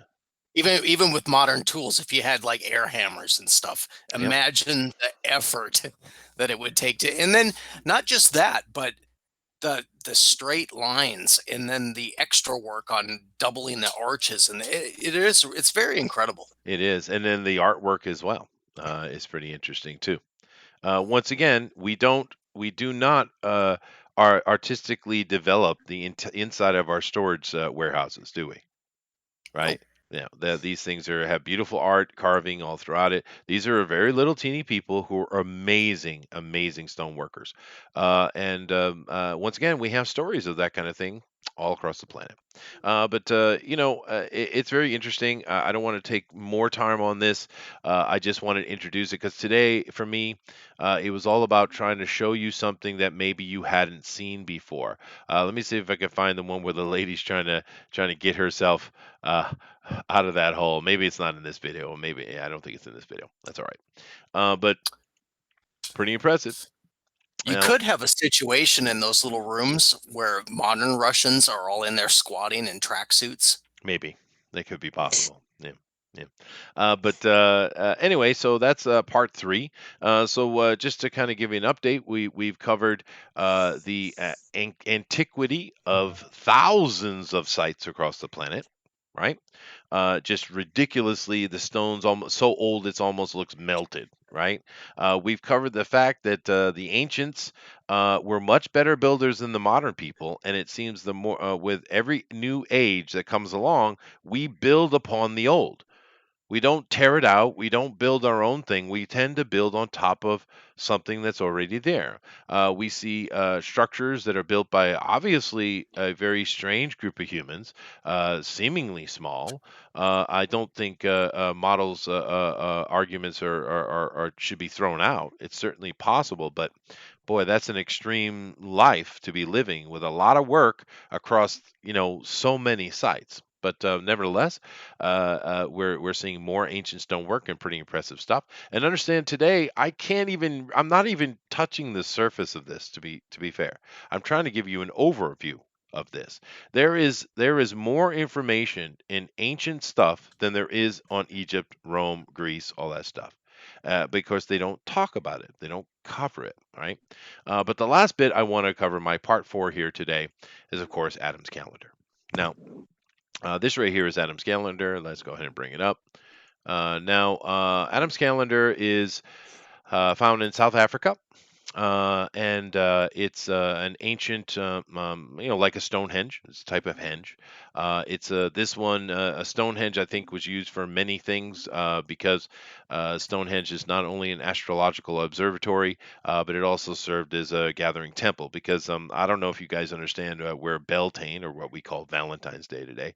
I don't know if you understand where Beltane came from, but in ancient times, after the winter broke, all the temples would send out a runner telling to all the nearby villages and towns that it was time, and they would take their entire populations, would pick up out of their villages, and they'd march down to a central henge, a location, and they would have a big old huge spring festival. They do it every year, and the purpose of it was very simple. It was twofold. One, to set up trade, deal with any disputes, and all that kind of stuff. They kind of had like a court amongst the festival, which is probably where a lot of the old fey courts and the old ideas of the court comes from. But we also would have Beltane. Now, Beltane would be the night before the festival, and all the single boys would go naked and paint their bodies blue, and they would catch a deer, and they would tie a little bell around its tail. Keep in mind the Europeans are some amazing metal workers for thousands upon thousands of years, right? And they'd slap that deer and let it go, and all those boys had to run after it. Eventually, one of those boys is going to catch that deer, and they're going to cut its heart out and bring it back. Therefore, the heart of Valentine's Day. It doesn't represent the romantic love. It represents the deer heart, the HART, right? Then they would bring it back. Now, all the girls, these single girls, while they were doing that, they all had masks on. Once again, that's where the masquerade comes from, right? And they would, amongst themselves, choose the Beltane queen. And whoever the boy comes back with a heart holding above his hand, all the other boys would join in. He would display it to the ladies, and the chosen Beltane queen and he would have sex, right? And then all the other people would have sex. Now, supposedly they're supposed to be all masked and covered, but of course, I'm sure they peaked a lot because the next day after that, as intended, they would have dozens, if not hundreds, of marriages, depending on the location, and that was the intention, to make sure that the bloodlines were clean. You don't want. So it's a fertility right. Yeah, but it's mainly they're intended so that you're not making babies with your cousin. We're making babies with the people from this other village. So it's just to keep the DNA clean is what they did it, and that's where all that comes from, right? And so therefore, the European henges, which there are thousands of them, by the way, Stonehenge gets a lot of attention. Where there are so many of them. Actually, the biggest henge we know of is in Russia, actually in the Ural Mountains. It's not Stonehenge at all.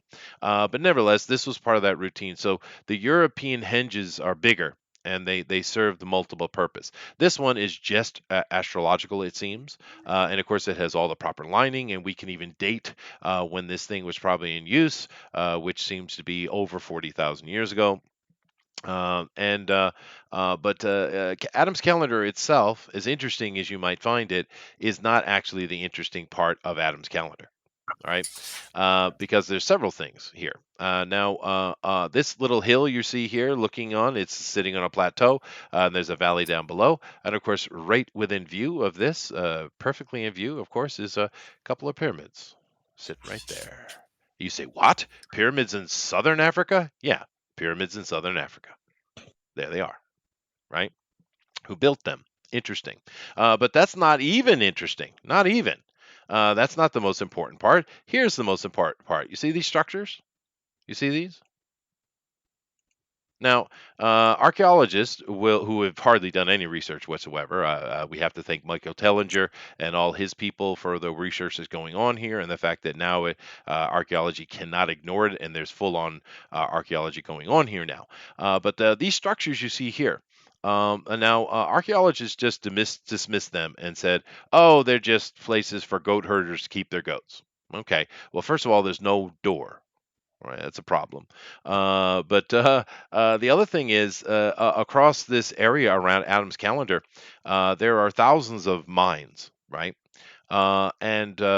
These structures right here, these things, there are not hundreds of these, there are not thousands of these, there are literally millions of these. Once again, I'm not being hyperbolic. There are millions of these things around that area, and we don't know what they do. They're all weird shapes, and the funny thing is, they're made of different kinds of stone, and a lot of the stone isn't even local. There's millions of them, and I just said there's a lot of the stones aren't local. They're made from quartz, feldspar, and these things have a very sonic value to them. A lot of the stone they work have a sonic value. So they recognized this, so they went in with the equipment to see, is there a sonic resonance coming out of these buildings? Sure enough, there is. They each have their own little pattern, actually. If you step inside and outside, electronic equipment they had to shield it because they were being affected because there's a resonance happening inside of these structures. And there are millions of them. Now, what are these things? We have no freaking clue. But they've been built precisely. They have an intention behind them. We don't know exactly what it is, but I will bring this in, and I'm sure I can feel that those two guys want to give an opinion, and I'm going to let them. But just keep this in mind. There are stories from ancient Mesopotamia, and in that time, it talked about in their origin stories. There's a whole bunch of stuff before it, but I'm going to kind of drop in the middle of the story. Um, there was a god, I'm doing quote signs in the air, by the way, called Enki, and he was the oldest son of the king. But his mother was a concubine, right? So he didn't have the highest standing, even though he's the oldest. Nevertheless, he was a scientist. He was sent to Earth to collect resources. Now, this is the ancient stories. This is not my opinion. This is what the ancients stories say. Okay, so he came down, and originally he was taking gold and other metals out of the ocean water, which you can do. It's a very slow process. It's a very expensive process, but you can do that. And that's what he was doing. His father and his younger brother came down to Earth to see how he was doing with his process. So once again, keep in mind, God's mining for gold and stuff. It seems a bit odd to me, but nevertheless, it wasn't good enough. So they said, "All right, fine. Stop this fancy idea you had. We need actual resources. So we want you to just start doing traditional mining." And he's like, "All right, fine."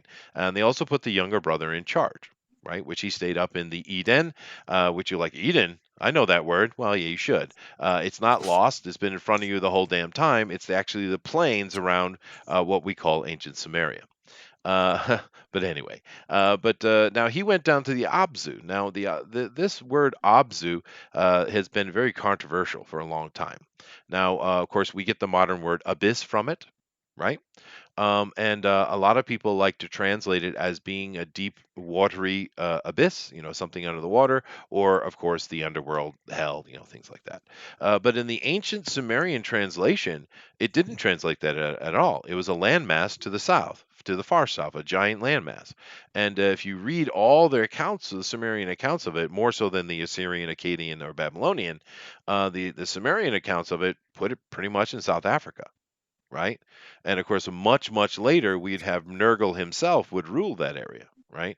And of course, Nergal is attached. We know Nergal rules South Africa. We know that, right? And of course, what is Nergal associated with? He's associated with the abyss. He's associated with the underworld, right? The god of the dead. But nevertheless, so we went down there and they started mining. There are thousands of mines in this area, right? Eventually, the workers, these god workers who were digging for gold in the earth, they started just bitching, and they had a worker strike, right? And so they made a decision that because Enki said, I've been messing around with the wildlife around here, and there's a monkey man here in this southern plains in South Africa that kind of like us, and I think with a little bit of my manipulation, we can make them a good servant, a good slave. And they begrudgingly agreed to do that. So he made them. Now initially they weren't. He wasn't allowed to make it so they could mate. They had to be just simply produced upon demand. So he created structures, many of them. It doesn't give us a number, it just uses the word many to create them. We have millions of these structures all over the place. Now, is this any kind of evidence? No, I suppose not. But it's interesting. That's for damn sure. Any comments on any of that? It's certainly one theory. It is a theory. Yeah. But I mean, and this is something I think people don't understand. These structures don't have doors, right? They're kind of on the ground. We don't have the entire structure is not necessarily there. But there are millions of these things, dude. Millions. That's it's shocking how many there are. It boggles the mind, the number of them, you know? Can we even really understand what they are? No. No, we can't. Probably not. Probably not. So you would just be left to speculate or come up with Now, ideas. this particular one, where is that? This is all the same area. This is in South Africa, literally the country of South Africa, and these are all around this plain you see down below the plateau here of Adam's calendar. There are two pyramids in there. There's some argument that there's some more pyramidal-like and other type of structures, but this hasn't been excavated yet. That is Michael Tellinger right there, by the way. But in this plain all the way around this plateau, we have just millions and millions of those structures, and we also have thousands of mines that go, and they haven't even been excavated because some of those are ridiculously deep. Like I said, Adam's calendar itself, the stones, they're interesting, but that's not important. It's not. These structures right here are what's important. Have you seen the stone walls in New England? Are you aware of what those are? Because you're from New England, right? Yes, So of course I've like in seen them. Connecticut, and I mean it's just hundreds of miles. Yeah, there's tons of them. I do wonder at some point if this is because people have a lot of time to sit around and just figure out things to do to stay busy. Yeah. No, there are four main structure of stone wall and stonework in New England. You have the colonial period of people setting up farms and clearing stones from their field and building walls along, which you're not allowed to take down by law. We also have the stuff that's older than that, which is built by the Vikings. The Vikings, the Scandinavians most certainly lived in the area. They called it Vinland. We have several Viking structures in my hometown, actually. There's a tower and there's all kind of stuff. So there's that type of stuff. There is stone structures that's obviously built by the natives. Now, now you have to keep in mind that when the Europeans came to America, the Indians were all across the country, by the way, in North America, were in some kind of dark age, right? Because they all had structures as equal and high as the Aztecs they ran into in Central and South America with the Incans, the Mayans. And of course, as we talked about earlier, there are cultures that are much older than that, right? That built better. right? But North America, they seem to be in some kind of dark age. We don't know exactly why, because they did have some structures and stonework. It's very primitive, but they're clearly the natives of the area had their own stonework. But there's a fourth group of stoneworks throughout New England, and that stuff is very well built, just like the other things we talked about. They're absolutely precise, and even though they're ridiculously old, they are pristine in their structure. Where a lot of those other things I just mentioned have fallen down, have come into disrepair, but the ancient stuff stands strong and true. So yeah, New England is a very interesting place, but there are places all across America that are fascinating. Actually, Chaco Canyon is an interesting place too. So how do you know offhand how far Stonehenge is an interesting thing because most people are very aware and familiar with it. Um, Hmm. and there's a lot of speculation as to like having to do with the solstice and the alignment. Sure. But that thing was how far was it? It was moved like 200 or 300 miles, wasn't it? When they did the rebuild, Yeah, I don't know. This is the problem. There's a lot of controversy around that 1954 rebuild. Because some people argue that they did move it. Some people say that they didn't move it because we found other archaeological evidence since then around it. It's not clear, dude. It's clear that they did rebuild it in 1954, and we don't know whether it was accurate. And like I said, there's a lot of people who claim that there was no henge there at all, and they just built it as a tourist attraction. I don't know if you, sure. Yeah. yeah, yeah. So, So there's just so much weird stuff is involved in a lot of this, yeah, no, and sure, yeah, always money because Stonehenge is a huge tourist trap. it is, it is, it is. Now, my And, understanding has been that it's been acknowledged that they moved that.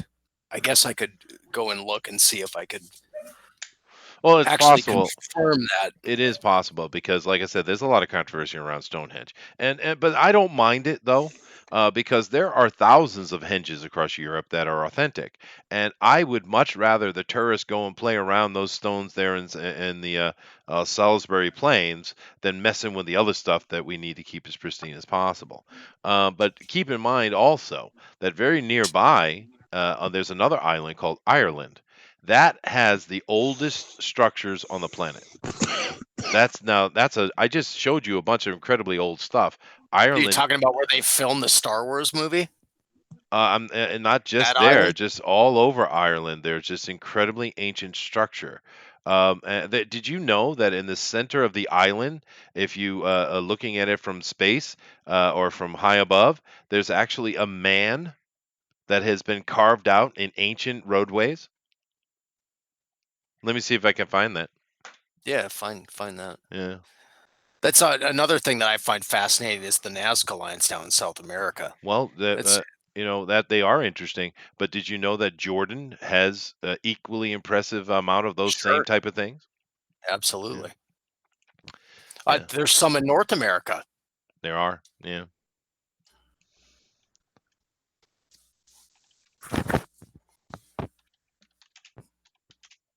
Let me see if I can find it here quickly. But Ireland is turning out to be an incredibly impressive place, which is shocking to me because when I was studying in university, it was all about Mesopotamia, right? And them trying to really open up and understand that. But in this past decade or more, it's really come out of it's all about Ireland, and it's like wow, I would never expected that, dude. Trying to find it real off here offhand. Let's see, maybe man, yeah. Did it strike you as weird that they decided to film on that island for these Star Wars movies? I'm surprised that I thought it was a very bizarre choice and that they were even allowed. that's the question for me, the fact that they were allowed, because that is sacred ground, dude. Yeah, now I know you're not even allowed to be on that island at night. So it's very strange. It is. And there's a lot of, yeah, I can't find it offhand. I don't know exactly how I should search it. But if you go and search around, eventually you're going to run into it. And you're going to see that there's an ancient road system in Ireland. And that road system is the shape of a man from the top of Ireland to the bottom. It's ridiculous. But it's literally they carved a man into the landscape of the island of Ireland, right? I mean, why? But they did, right? Um, but it's there's a lot of this kind of ancient stuff. How about you, Slick? Out where you live, I'm sure there must be a man in the mountain, right? There's some mountain thing that had a feature that probably looked face-like, and someone went and carved it to make it more human-like. I'm sure you have one of those somewhere near you, because America is covered with them. Uh, we have lots of petroglyphs. And you can go down Petroglyphs are cool. and Yeah, you can go down in the grand staircase, and you're hiking around, just hiking around. They show up all the time. yeah, petroglyphs are Um, that's an interesting conversation too. as to the side of a mountain, and well, I don't know. I've never seen anything up in like more granite areas, but if they did carve anything into the sandstone, it would have worn away. The stuff that wears really fast. So Yeah, well, but there are examples of sandstone stuff that's almost gone. We actually lost one up in the east coast of America that was a popular tourist destination for a long time, but the front part of the face fell off about 15, 17 years ago or so. So they kind of lost that. now But I've never heard of anything in my particular like my state. yeah, Um, but I mean, there was a lot. There's a lot of the old Anasazi stuff. The excavation has not even been touched. How broad it went. Of course, this is fairly true. recent, though. Yeah, that is more Um, recent. But the Appalachians themselves are covered with these kind of things. well, the Appalachians are much older, um, geologically speaking. So Yeah. I wouldn't be surprised. So, huh. But it is interesting, and you can find these all over the world, right?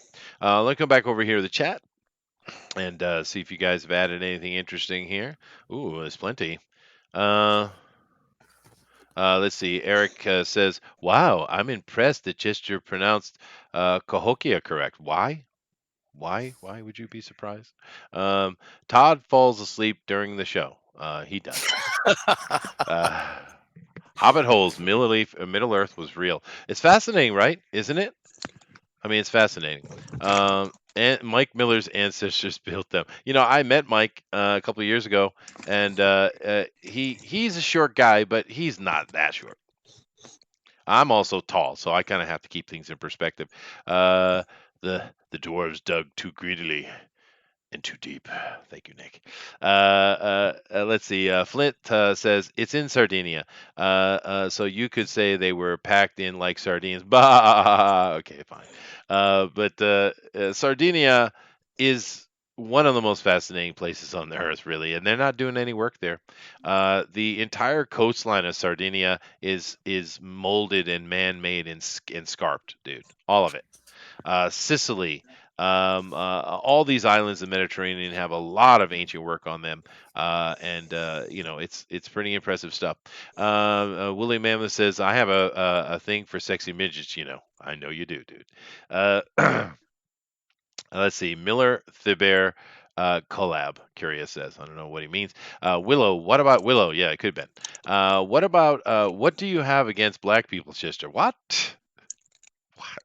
What the hell? The first evolutionary forms of humans were diminutive at just under 4 to 4.5 feet. So, short population should not be that much of a surprise. Yeah, no. And of course, we do have the Hobbit, which is official in the science, I guess. But still, those are little people, dude. Smaller than that. Let's see here. We also don't know how many generations these structures took to carve into what we see. James Bever says. Well, that's an interesting statement you made. Let's take a look at another aspect of generational crafting, supposedly. We have a lot of modern grain we use, of course, rice, wheat, barley, etc. But all of these things are coming out of grasses. and we find the ancient ancestor of these things in of course archaeological digging.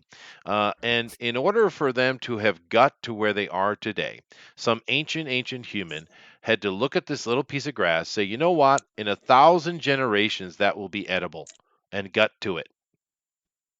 Right. And for me, that's the same kind of thing of what you just said. Why would they take generations to carve something out that is just simply a home? That doesn't make sense. Now, could it have been worked on for over a long period of time by successive families and expanding it and making it bigger? Sure. But you don't start a project that your great grandchildren will live in. We don't do that. Humans don't live like that. Even in our modern time where we have so much luxury and our lives are so easy, humans don't do that kind of stuff. I'd argue with that, to be honest. Go Not ahead. in modern times we don't, but certainly like generations would live on the same piece of land and upgrade the house. Yeah, no, I agree with that, but I don't think it was something that it's going to take generations to build before you can move in. Maybe I misunderstood his point. You know, what else do they have to do? No, come on, survive, which was a hard thing. Sure, Uh, sure, yeah, absolutely. yeah. Let's see. Joe says Stonehenge, where the demons dwell, where the banshee live, and they do live well. Well, I think you're talking about the Fey Mounds, but okay. I hope no I one think he's did. talking about Spinal Tap, isn't he? I think he is. Yeah, yeah, yeah. It's fantastic. Doors, where we're going, we don't need doors. There you The go. tiny little Stonehenge comes down. That is funny. Yeah, yeah, yeah. That's great. Could it be an alien language like from English to Russian? Uh, don't get me started on Russian, dude. Talk about such a. I mean, the Russian man. God. Anyway, I'm not gonna get into it. Blasphemy. All right. Why can't it just be like a battery or a factory? It could be just a battery, dude. It could be. I'm just saying we don't know what it is. Although it's very specific stone, it gives off energy. It was built intentionally to have sound transmission and create a certain energetic pattern. Those structures you talk about around Adam's calendar in South Africa. I don't know what they are, but I know there's millions of them, and that is insane number of something that humans seemingly built for unknown reason. They're not houses, they're not corrals, they're something intentionally built to do something. And it would you could assume that it had something to do with the mining because there's so many mines around them. So we don't know what it is. It's just speculation. I was just speculating, and which is what we do on the show, of taking the ancient Sumerian story and trying to connect it to it, because a lot of people are doing that. I'm not the only one. Uh, Have you seen any of the modern experiments that they've done with using sound frequency and vibration to cut stone? Pretty incredible. no, it They is. can, It is you impressive. know, Yeah. they can vibrate just a pipe. They can vibrate it at a certain frequency, and it will bore a completely perfect smooth hole right through stone. Yeah, no, it is pretty cool, dude. And that's one thing we definitely understand. The ancient people, particularly the what we would consider antediluvian, the ancient people understood stone and water and sound much better than we do today. It's clear.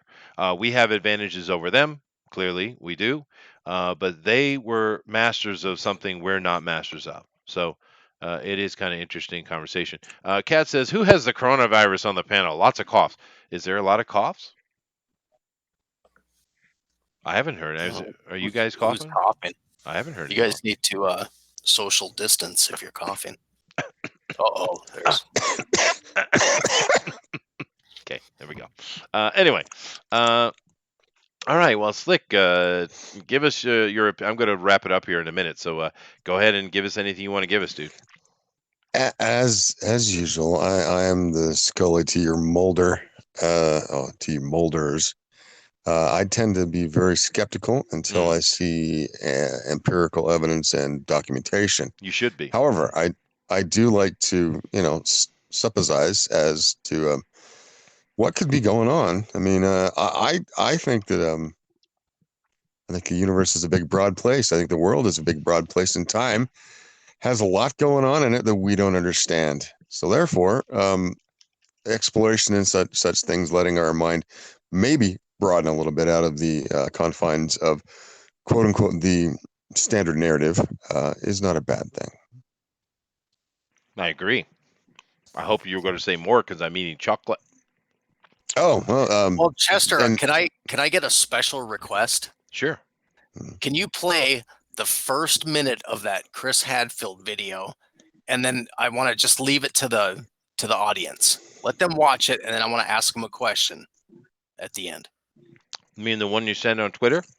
The one I sent on Twitter, it's like the first minute of that video, and then it goes into something else. And that'll allow you to eat your chocolate. Okay, I've been trying to eat my chocolate. It's all right. Let me see here. I have been looking around on Ireland since you were saying that, and I have looked on it before. And most places, small islands to the west, and etc., all the way through the whole island has been pretty much inhabited. There's like walls going everywhere and dividing Oh yeah. lines. As I can't really see ancient stuff without having somebody point it out to me, but definitely they've taken the land for themselves, the Irish, because wherever you look, they seem to have put something there. It doesn't want to blow up. Let me see. Let me see if I can. Wet washcloth in space. That's the one you want, right? Correct. All right. Let me bring it up over here. Yeah, you'll have to do a screen share probably. Wet washcloth in space. There we go. This one right here, right? Oh, you guys can't see it. All right. It's only 3 minutes. Let me come over here and share with you guys again so you can see it.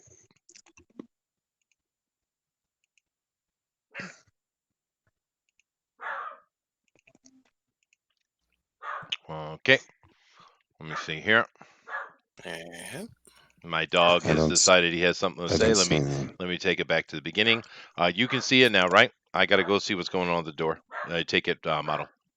There we go. Okay, so I'm going to ask you guys a question at the end of this video. A very simple question, too.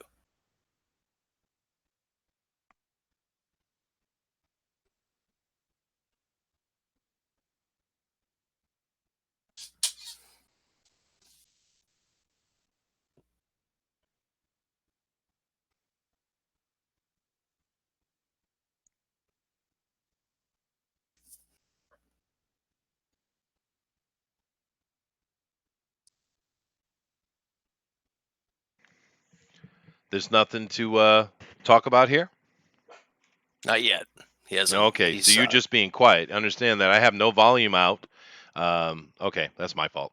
Should I put volume on, I guess? In a great big vice somewhere. Well, what he's going to do here is he's going to take a towel and he's going to soak it in water and now I'm going to get then this wring it out. Soaking wet, and then we're going to see what'll happen when we wring it out. He's putting on a big dramatic show here just to get to this point. Meredith and Kendra they like to suggested do that. I dip this in a bag, but bags don't hold water in space, so instead I filled a water bag. Here he goes. He's got a special space water. And I'm going to squirt a bunch of water into this washcloth. What does it mean that bags don't hold water in space? You are a bag of water.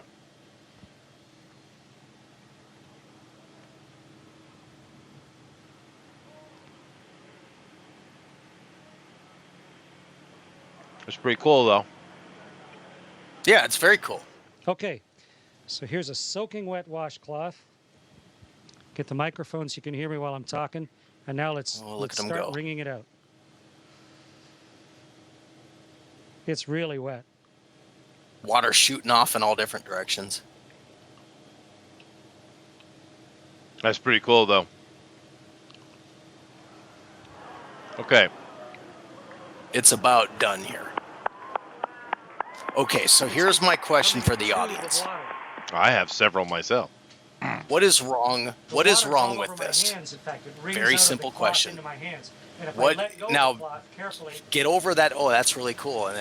But now, what's the problem here? Has it stick to my hand? Can I Okay, so answer? the experiment I'll let worked Slick beautifully. answer. And the answer to the question is the water. Go ahead, Slick. Answer the Let's question. see if the audience can come up with something. Okay. Let me go over here What's and the check. problem? What's the problem with this? No audio. Yeah, no, I apologize for that. I fixed. I had to. My dog.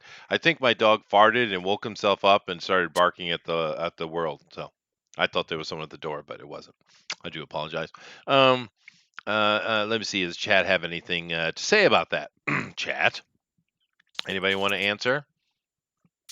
They're not answering. They're not. Clearly CGI. Well, that's fair enough.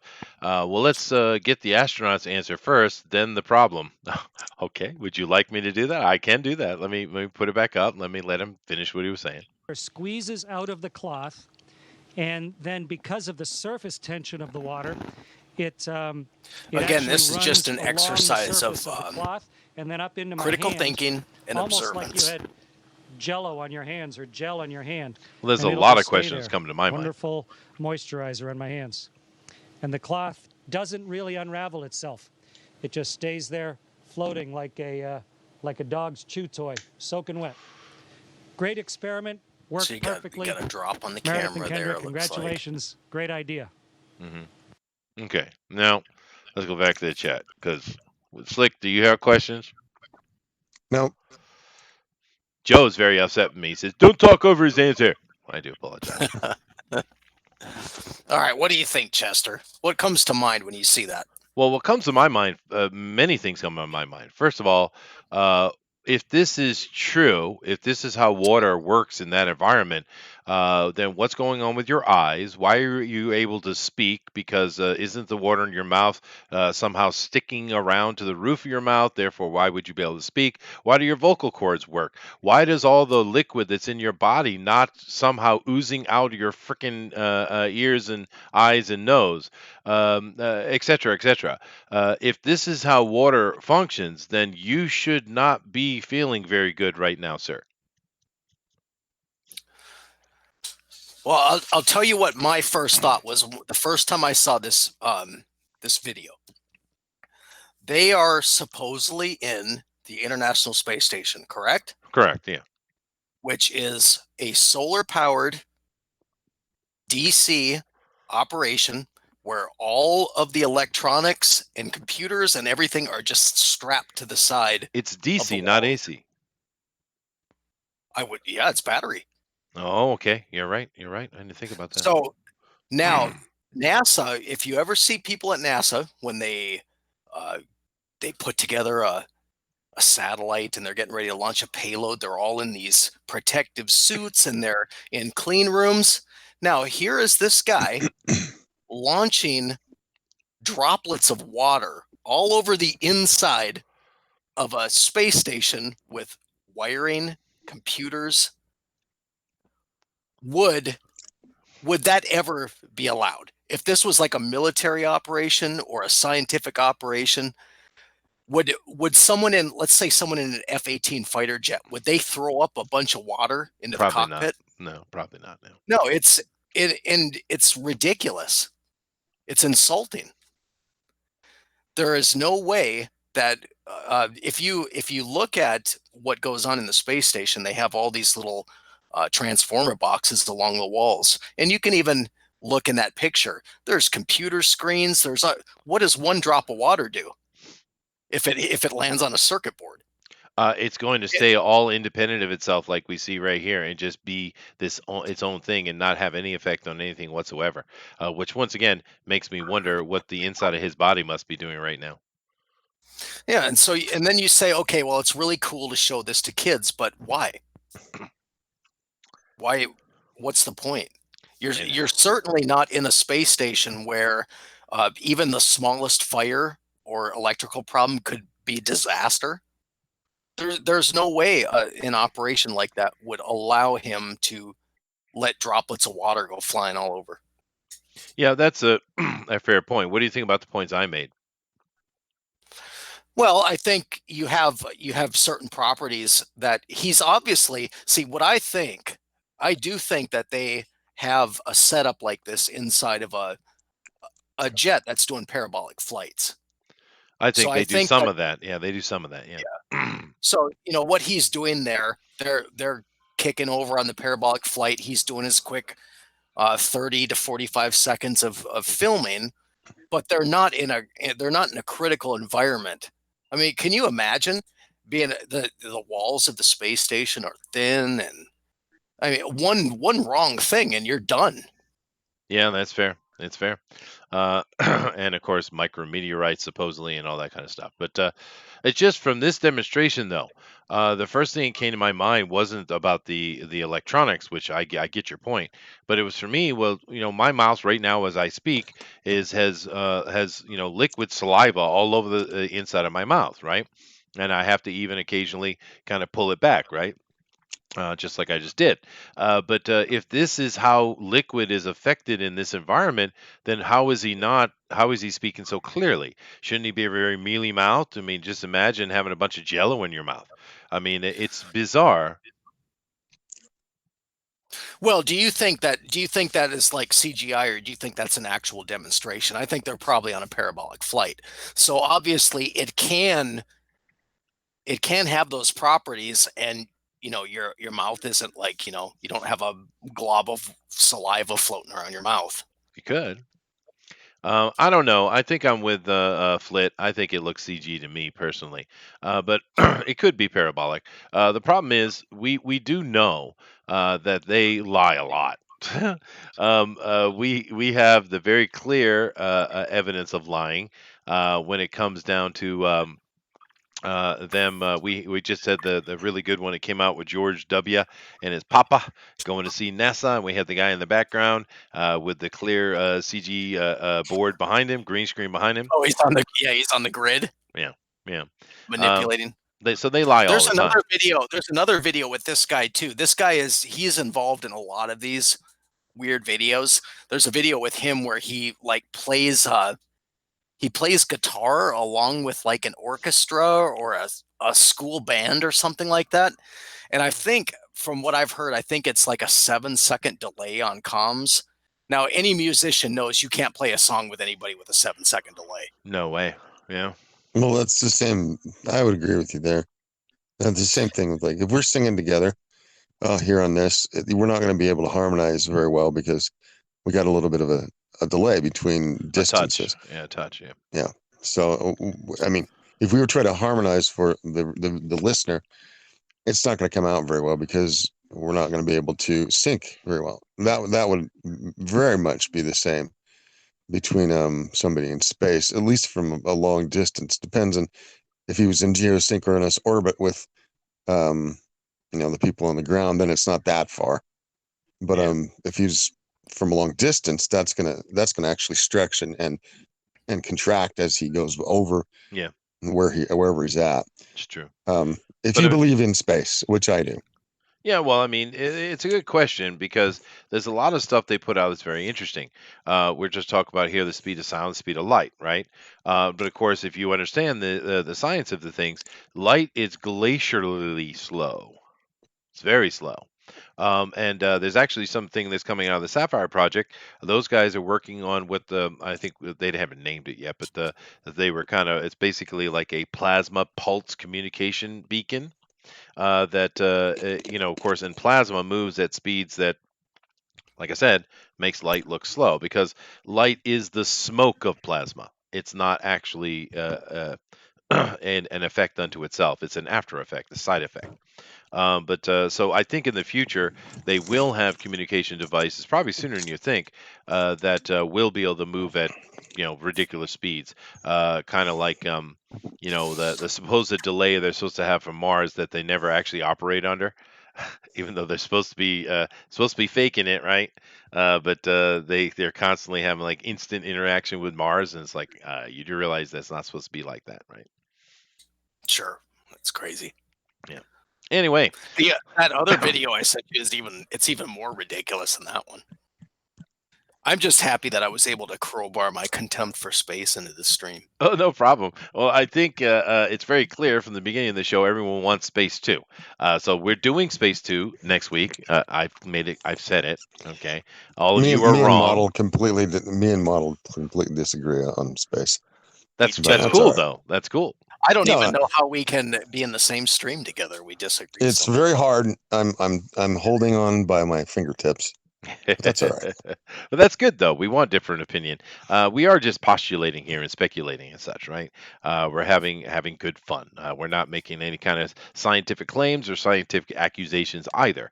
We're just having some fun. But I do hope that today's show we did postulate some interesting questions for you and some food for thought, as it were, because you know the ancient life of man on this planet is little known. That's a fact. And the archaeologists of the day, they don't want to really get into it and understand it. It's not interesting to them. It does not fit into their agenda because it does not fit into their budget. And this is no way to do science. No way, right? And I hope that in the future we will see a shift into real science again because it's been a while. I mean, think about the last time we had real science, 100 years ago, right? And we had a boom, from like 1860 to 1930, for instance. There was a boom in scientific understanding and such. And there's so many legends of science came out of that period. And what do we get these days? We get astronauts playing around in front of cameras, playing guitar and playing with water. We get Stephen Hawking, who never explained or did anything in his whole damn life. Where are the superstars at? Neil deGrasse So Tyson. how confident are you in that though? Because I'm not. I think it's going to get worse. I'm hoping that it has to eventually get better. Things are cyclical, right? It could get worse before it gets better, but eventually we're gonna have to.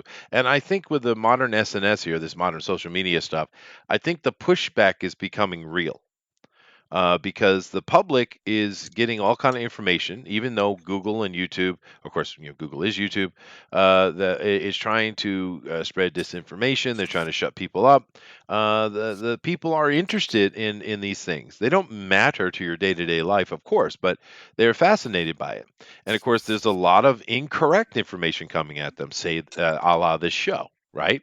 I mean, it would be really good if we had some concrete, real science going on these subjects, right?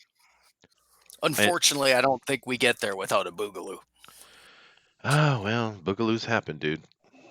They do, and I guess we're kind of due one, to be honest with you, which is a sad thought. But Historically, yeah, in the timeline, we are overdue for a full-on boogaloo. we are, yeah.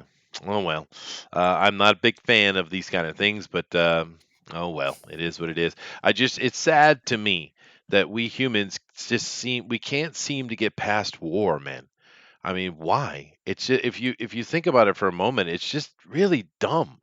There's no need to be murdering ourselves in each other. There's no need for it. There's plenty of resources in this planet. There's plenty of space. We're fine, and I don't get the whole war thing. Now, keep in mind, it's quite clear to everyone here that I am quite medieval in my manner. I understand that, but still, just because I might take a chair leg and bash someone in the head several dozen times, doesn't mean that I'm not anti-war, because I am. Because it's dumb. It doesn't make any sense to me. It's illogical, and that's a problem. But Well, and there's plenty of money. I think the Rothschilds are estimated to have 200 trillion in personal wealth. Oh, dude, their properties and stuff is over Yeah, $500 trillion. why do you Yeah, need more? yeah, no, I it's not understand about that if money. that's It's if about that's the power. game. Yeah, it's the Yeah, game, and yeah, no, I but understand. but serious, it's ridiculous. It is, and besides, the Rothschilds, I think, are just the mouthpiece of the ancient Zionists anyway. But that's a whole nother conversation. But next week we will do Space 2. You guys are interested in that, and there's plenty to talk about, of course.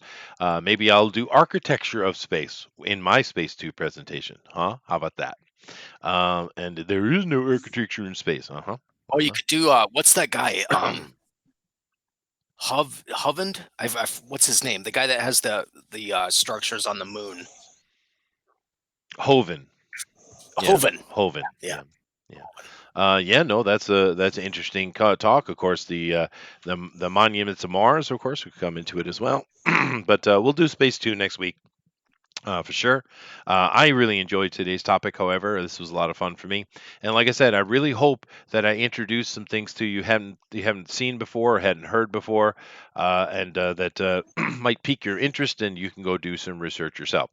Like I said, megaliths.org, or just any kind of just search megaliths, and you're going to find a lot of groups that do a lot of research, because this is the kind of thing that you, as an amateur or a normal person, can go out into the world and investigate yourself, because they're just all over the place. It's not like they put these things under glass or anything like that. They're just sitting out there.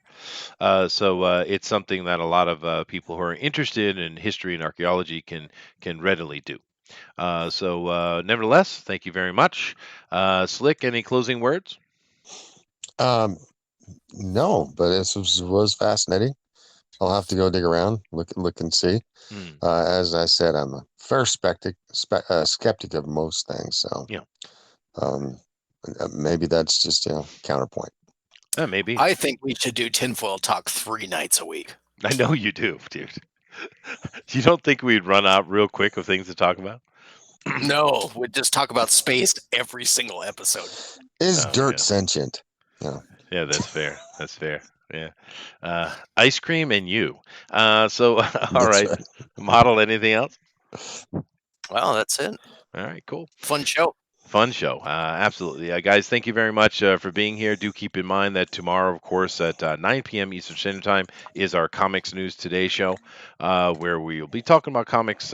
We might have Nasser and them on tomorrow, but I'm pretty sure we're going to try to get them on Wednesday, which is where they should be. I mean, Fan speaks about interviews anyway.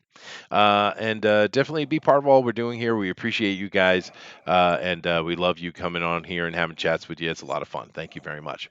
And as far as the namaste for today, I would say very, very simply that never, ever believe the first line of bull that's given you. Always investigate. Can I add to that? Sure. If you have more than 2 bars of soap and 4 rolls of toilet paper, Hmm. ease up a little bit. Share Yeah. with your fellow man in Yeah, the yeah. next couple of weeks. It's fair. That's fair. That's fair. Did you hear about that family that ordered, like, was it 28 or 48? They thought was packs, but it was actually boxes. Cases, yeah. Yeah. Yeah. He said it's going to take me 2 Like years to use all that. like model says, be charitable, Yeah, but keep your help out powder your fellow dry. man. Absolutely. But keep your powder dry. You know, Chester, when I was in high school, I had a friend who worked at the mall in town. We lived in this podunk little small town, but we had a tiny mall. But he worked at the mall, and we got a full case of 500 rolls of toilet paper, and we TP'd this girl's house in the Wow. middle of winter, Wow. and then it sleeted and froze it all to the house and the trees, Oh, God. and Oh my gosh. it made the paper, and there were rewards out, but there was like 30 of us, and out of 30 people, no one ever turned anyone in. That's cool. Isn't that amazing? So what's wrong with this girl that you hated her so much? Oh, nothing. She was fine. We just thought they were out of town. We thought it'd be funny to TP their house. Oh, God. Gracious Christmas. Anyway, all right. Well, the So shenanigans of youth, you paper mached somebody's house. pretty much. 500 rolls will cover a lot of house. It will. It will. And toilet paper just has this magical ability of unraveling perfectly. As it flies through the air, the action of attraction and retraction, all in one motion.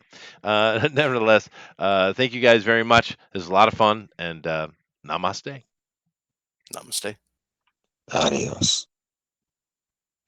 Your perception is your reality here.